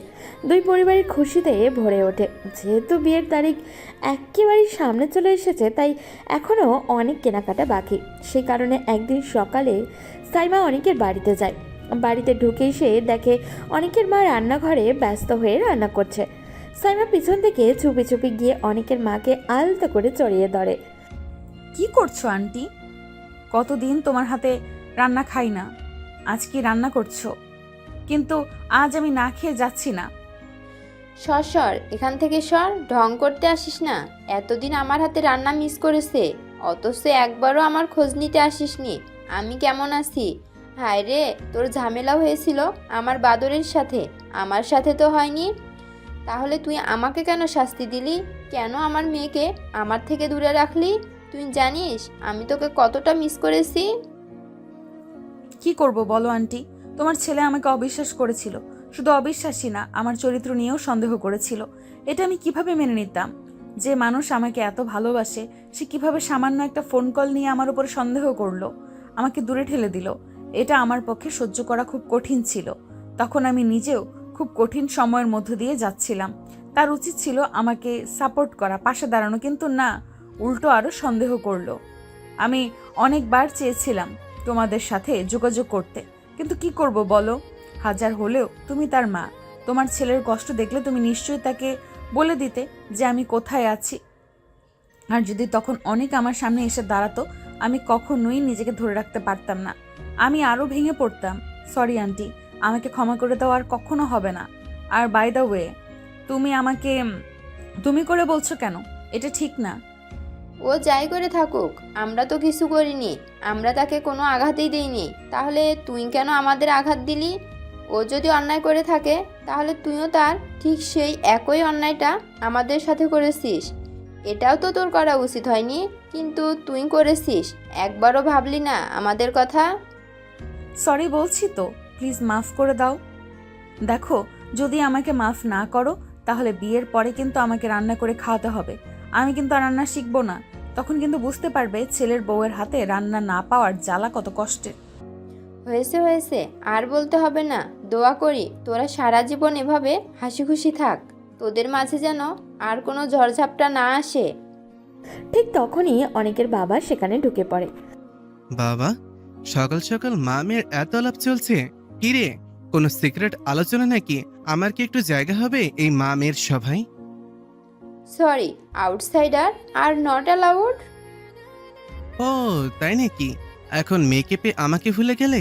আর মেয়েকেও বলি হারি, মেয়েও দেখছি মাকে পেয়ে বাবাকে ভুলে গেছে।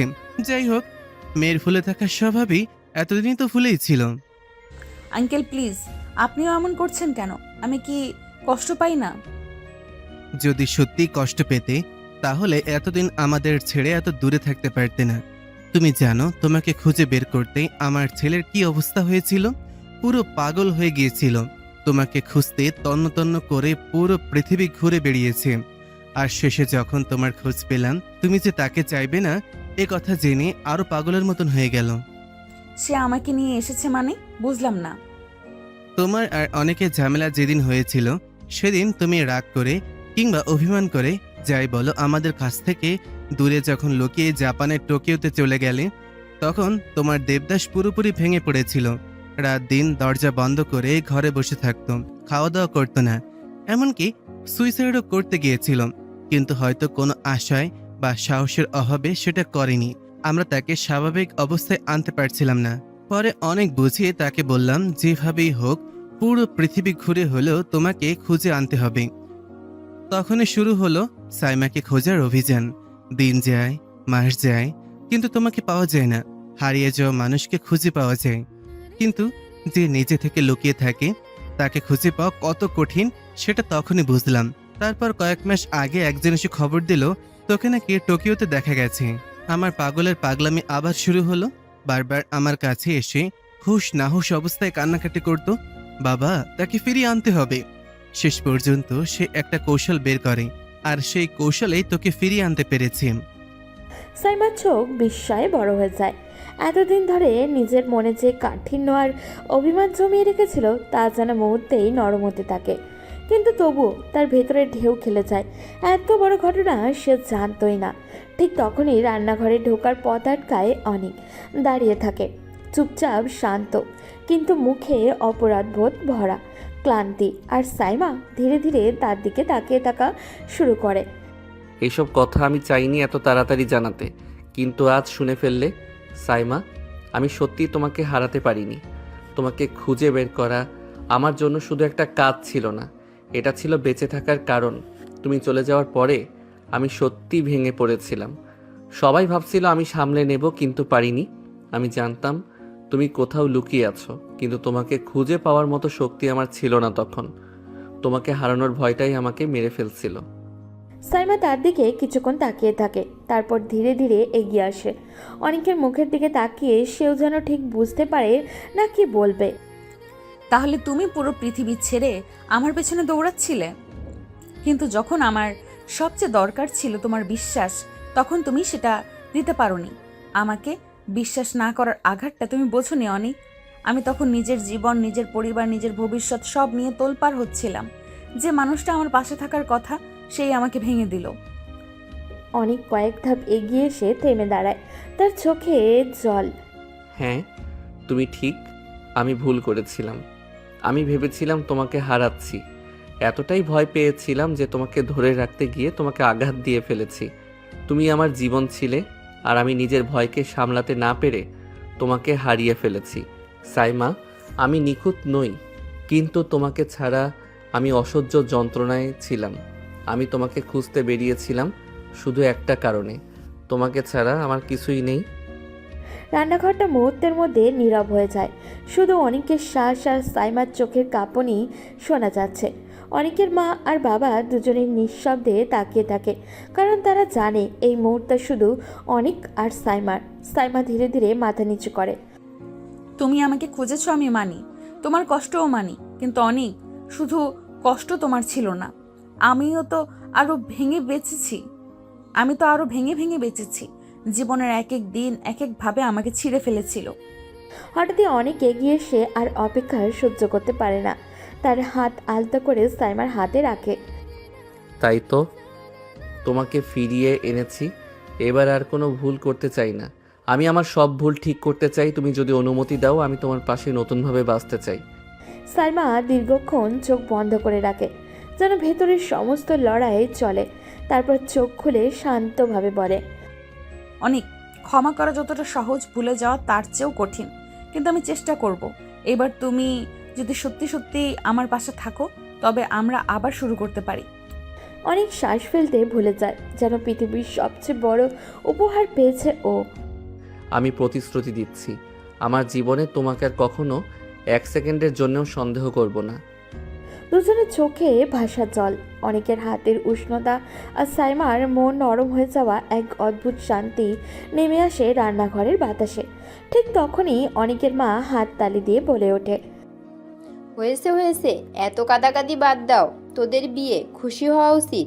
এদিকে এসো, এখন ওই দুজনের জন্য গরম গরম খিচুড়ি বানিয়েছি।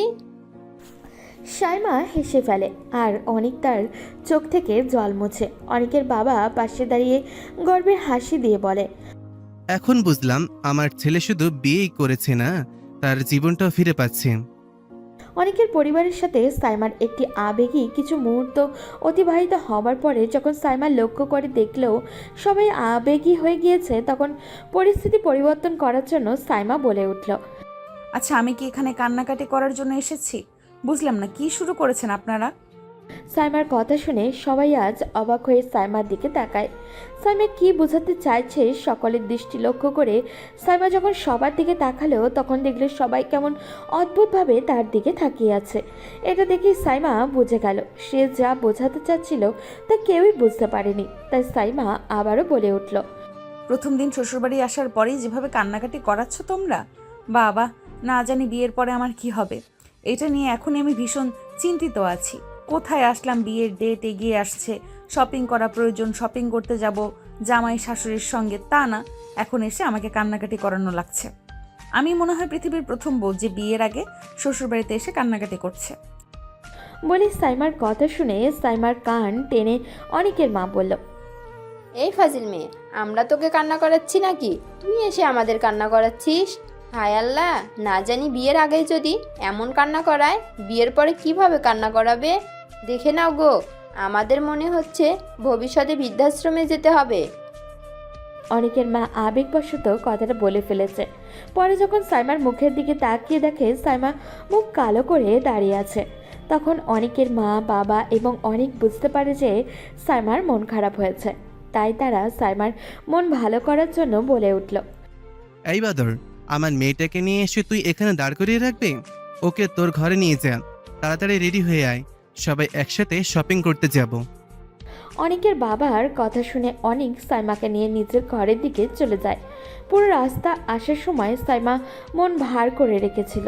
অনেক যখন বুঝলো যে সাইমা মন খারাপ করে রেখেছে, তখন সে কিছু একটা পরিকল্পনা করলো কিভাবে সাইমার মন তার মায়ের ভুলবশত কথার চিন্তা থেকে দূর করা যায়। কারণ অনেক খুব ভালো করে জানে তার মা সাইমাকে কষ্ট দেওয়ার জন্য কিছুই বলেনি। তাই সে বুদ্ধি করে আর সাইমাকে নিয়ে যখনই ঘরে প্রবেশ করলো, অমনি ঘরের দরজাটা বন্ধ করে দিল। হঠাৎই দরজা বন্ধের শব্দ শুনে সাইমা পিছনে ঘুরে দেখে অনেক ঘরের দরজা বন্ধ করে দুষ্টু হাসি দিচ্ছে। এটা দেখা মাত্রই সাইমার সন্দেহ হয় এবং সন্দেহের তার ভ্রু কুঁচকে যায়। সাইমা অনেককে ইশারা করে জিজ্ঞাসা করে সে দরজা বন্ধ কেন করলো। তখন অনেক আস্তে আস্তে সাইমার দিকে এগিয়ে আসে, যা দেখে সাইমার সন্দেহ আরও বেড়ে যায়। অনেক বারবার মুচকি মুচকি হাসছে আর সাইমার দিকে এগিয়ে যাচ্ছে। যত একটু করে এগোচ্ছে সাইমা তত এক পা করে পিছোচ্ছে। সাইমা পিছাতে পিছাতে হঠাৎ করে অনেকের বেডের সাথে হোঁচট খেয়ে পড়ে যায়। অনেকে বেডের উপরে উপর হয়ে থাকা সাইমার উপরে হালকা করে চোখে তাকে বলে, খালি আমার থেকে এত পালাই পালাই করো কিসের জন্য? আমি কি বাঘ নাকি ভাল্লুক যে তোমাকে খেয়ে ফেলবো? তাই বলে তুমি বারবার পালিয়ে যাও আমার থেকে? বাঘ ভাল্লুকের থেকেও ভয়ঙ্কর একজন তুমি, এই জন্যই তো তোমার থেকে বারবার পালিয়ে বেড়াই। কথাটি সাইমা বিড়বিড় করে বললেও অনেক বুঝতে পারে সাইমা কি বলছে। তখন সে সাইমার আরও কাছে ঝুঁকে গিয়ে বলে, আমি বাঘ ভাল্লুকের থেকেও ভয়ঙ্কর, তাই না? ঠিক আছে, তোমাকে দেখাচ্ছি আসল মজা। বাঘ ভাল্লুকের থেকেও ভয়ঙ্কর কি হতে পারে। কথাটা বলে অনেক যখনই সাইমার দিকে আরেকটু ঢুকে যায়, অমনি সাইমা ওঠার জন্য তড়িঘড়ি করতে গিয়েও সাইমার কপাল অনেকের নাকের সাথে হালকা ধাক্কা খায়, যার জন্য অনেক সামান্য ব্যথা পায়। অনেক ব্যথা পেতে দেখে সাইমা উদ্বিগ হয়ে বলে, এই সরি দেখো প্লিজ, আমি ফলো করিনি যে তোমার এভাবে লেগে যাবে। প্লিজ মাফ করে দাও আমাকে। মাফ করে দিতে পারি একটা শর্তে, তার আগে আমাকে ওষুধ দাও। তোমাকে ওষুধ দেবো মানে? আমি কি ডাক্তার নাকি যে তোমাকে ওষুধ দেবো? সাইমা আর কোনো কথা বলতে পারে না। তার আগেই অনেক নিজের ঠোঁট দিয়ে সাইমার ঠোঁটটা দখল করে নেয়।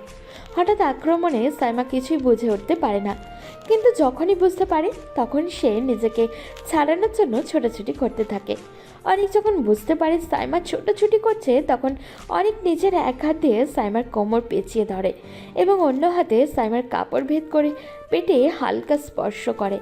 এমন অযাচিত স্পর্শে সাইমা পুরো নীরব হয়ে যায়, যেন তার মস্তিষ্ক কাজ করা বন্ধ করে দিয়েছে। তার পুরো শরীরটা যেন অদ্ভুত রকমের অবশ হয়ে যায়। দুজনেরই সংঘর্ষের সাইমা লম্বা সময় ধরে নীরব থাকলেও অনেক যখন নিজের নিয়ন্ত্রণ হারিয়ে পুরোপুরি সাইমার মধ্যে হারিয়ে যাচ্ছিল, তখন অনেকের হাত সাইমার স্পর্শকাতর জায়গায় স্পর্শ লাগায়। নীরবে সাইমার আর নীরব থাকতে পারে না, তার নীরবতা ভাঙতে তাকে বাধ্য করে অনেক। একটা সময় পর সাইমাও অনেকের সাথে রেসপন্স করে। ঠিক সেই মুহূর্তে ঘর জুড়ে হালকা অস্বস্তি, দুজনের মধ্যে টুকটাক লজ্জা। হঠাৎই টক টক করে দরজায় অনেকের রুমের দরজায় জোরে কড়া পড়ল। অনেক আর সাইমা দুই দিকে ছিটকে উঠল, যেন কেন ধরা পড়ে না যাবার ভয় শরীর থেকে মাটির দিকে টেনে নিয়ে যাচ্ছিল। দুজনেই দ্রুত নিজেদের পোশাক ঠিকঠাক করছে, নিঃশ্বাস ঠিকও করছে, আর চোখের দৃষ্টি স্বাভাবিক করতে ব্যস্ত। ঠিক তখনই অনেক এক নিঃশ্বাসে অদ্ভুত চরম অপ্রত্যাশিত একটা কথা বেলো ফেলল। আচ্ছা জান, শোনো তো, শপিং তো পরে করলেও চলবে, কিন্তু যদি আমরা যদি মানে এখনই বিয়ে করে ফেলি, তাহলে কি সেটা খুব অন্যায় হয়ে যাবে? অনেকের কথাটা যেন এক মুহূর্ত ঘরের বাতাসকে থমকে দিল। সাইমার চোখ বড় বড় হয়ে গেল, মুখ হা হয়ে গেল। মনে হচ্ছিল যেন তার মাথার উপরে ছোটোখাটো একটা বজ্রপাত নেমে এলো। সে অনেক কষ্টে বলা কথা খুঁজে পেল, শব্দ যেন আটকে যাচ্ছিল তার। কি এখনই বিয়ে? অনেক, তুমি কি পাগল নাকি? শপিং, ড্রেস, জুয়েলারি, সাজসজ্জা কিছুই তো ঠিক করা হয়নি। আর তাছাড়া এইভাবে হঠাৎ করে তুমি কি সিরিয়াসলি বললে? অনেক তার দিকে ধীরে ধীরে এগিয়ে এলো, তার চোখে স্থিরতা, কোনো সন্দেহই নেই, কোনো দোটানাও নেই। তার কণ্ঠে এমন শান্তি যেন সে বহুদিন ধরে এই কথাটাই বলতে চেয়েছিল। সাইমা, আমি খুব পরিষ্কার একটা জিনিস বুঝেছি। ড্রেস পরে হলেও হবে, শপিং পরে হলেও হবে, অনুষ্ঠান বড় হোক ছোট হোক তা নিয়ে আমার এতটা চিন্তা নেই। আমি শুধু একটা জিনিস চাই, তোমাকে তোমাকে আমার পাশে চাই, আজ, এখনই, এই মুহূর্তে। সে সাইমার হাত ধরল ধীরে যত্ন করে। জীবনটা কখন কি হয়ে যায় কেউ জানে না জান, তাই আমি বিলম্ব করতে চাই না। আমি তোমার সাথে আজীবন কাটাতে চাই। তুমি চাইলে আমি এখনই তোমার বাবা মার কাছে যেতে পারি। তুমি চাইলে আজকেই আমাদের একটা ছোট্ট অনুষ্ঠান করে ফেলি। শুধু বলো তুমি তুমি আমার সঙ্গে থাকতে চাও কি না? সাইমার চোখে হালকা জল এলো। এটা দুঃখের জল নয়, এটা আবেগে ভেসে যাওয়ার, ভালোবাসার উচ্ছ্বাসে ডুবে যাওয়া, নিজের মানুষটাকে তার কতটা চায় সেটা উপলব্ধি করার জল। সে আস্তে করে অনেকের বুকের উপরে মাথা রাখল। অনেক, তুমি যে এভাবে বলবে আমি ভাবতেই পারিনি। হ্যাঁ, আমি শপিং চাই, সাজসজ্জা চাই, কিন্তু তার চেয়েও বেশি আমি চাই তুমি আমার পাশে থাকো। আমি চাই তোমার হাতটা আমার হাতেই থাকুক আজীবন। তাই হ্যাঁ অনেক, আমি রাজি। আজ হোক কাল হোক, যেদিন তুমি চাও আমি তোমাকে বিয়ে করতে রাজি। অনেক এক ঝটকায় সাইমাকে জড়িয়ে ধরল, তার কণ্ঠে আদম্য খুশি, চোখে উজ্জ্বলতা। সাইমা, তুমি জানো না তুমি আমাকে কত খুশি করে দিলে। তোমার সাথে থাকলে আমার সব কিছু সম্পূর্ণ লাগে। সেই সময়ে আবারও টকটক করে দরজায় কড়া পড়ল। দুজনে একটু হাসলো, এবার আর ভয় নয়, লজ্জাও নয়, শুধু খুশির হাসি। অনেক দরজা খুলতে বাইরে অনেকের মা বাবা দাঁড়িয়ে আছে। তারা তাদের মুখে এক অদ্ভুত হাসি, মনে হচ্ছিল তারা অনেকক্ষণ ধরেই সব কিছু জানে। মনে হয় তোমাদের দুজনের কথা একটু শুনে ফেলেছি। যদি সত্যি সত্যি বিয়ে করতে চাও তাহলে বলো, আজই নাকি কাল? সাইমা লজ্জায় মাথা নামিয়ে ফেলে। অনেক তার হাতটা আবারও ধরে বলল, আজই আজ আমাদের গল্পটা নতুন করে শুরু হবে। সবার চোখের হাসি, সবার মুখের আনন্দ, সবার মনে দুশ্চিন্তা নেই, শুধু ভালোবাসা। সেদিন সন্ধ্যায় ছোট্ট করে আয়োজন হলো। সোনার উপর গয়না নয়, বড় সাজসজ্জাও নয়, কিন্তু সাইমা ছিল পৃথিবীর সবচেয়ে সুন্দর কনে, আর অনেক ছিল পৃথিবীর সবচেয়ে সুখী বর। দুজনের হাত এক হলো, একটা নতুন জীবনে শুরু হলো। সব ভুল বোঝাবুঝি, সব ভয়, সব দুঃখ পেছনে ফেলে অনেক আর সাইমা দুজনের হাত ধরে শুরু করলো তাদের আজ জীবনের যাত্রা। যাত্রা যেখানে শেষ নেই, আছে শুধু ভালোবাসা, আস্থার, একে অপরকে হারিয়ে না ফেলার প্রতিজ্ঞা।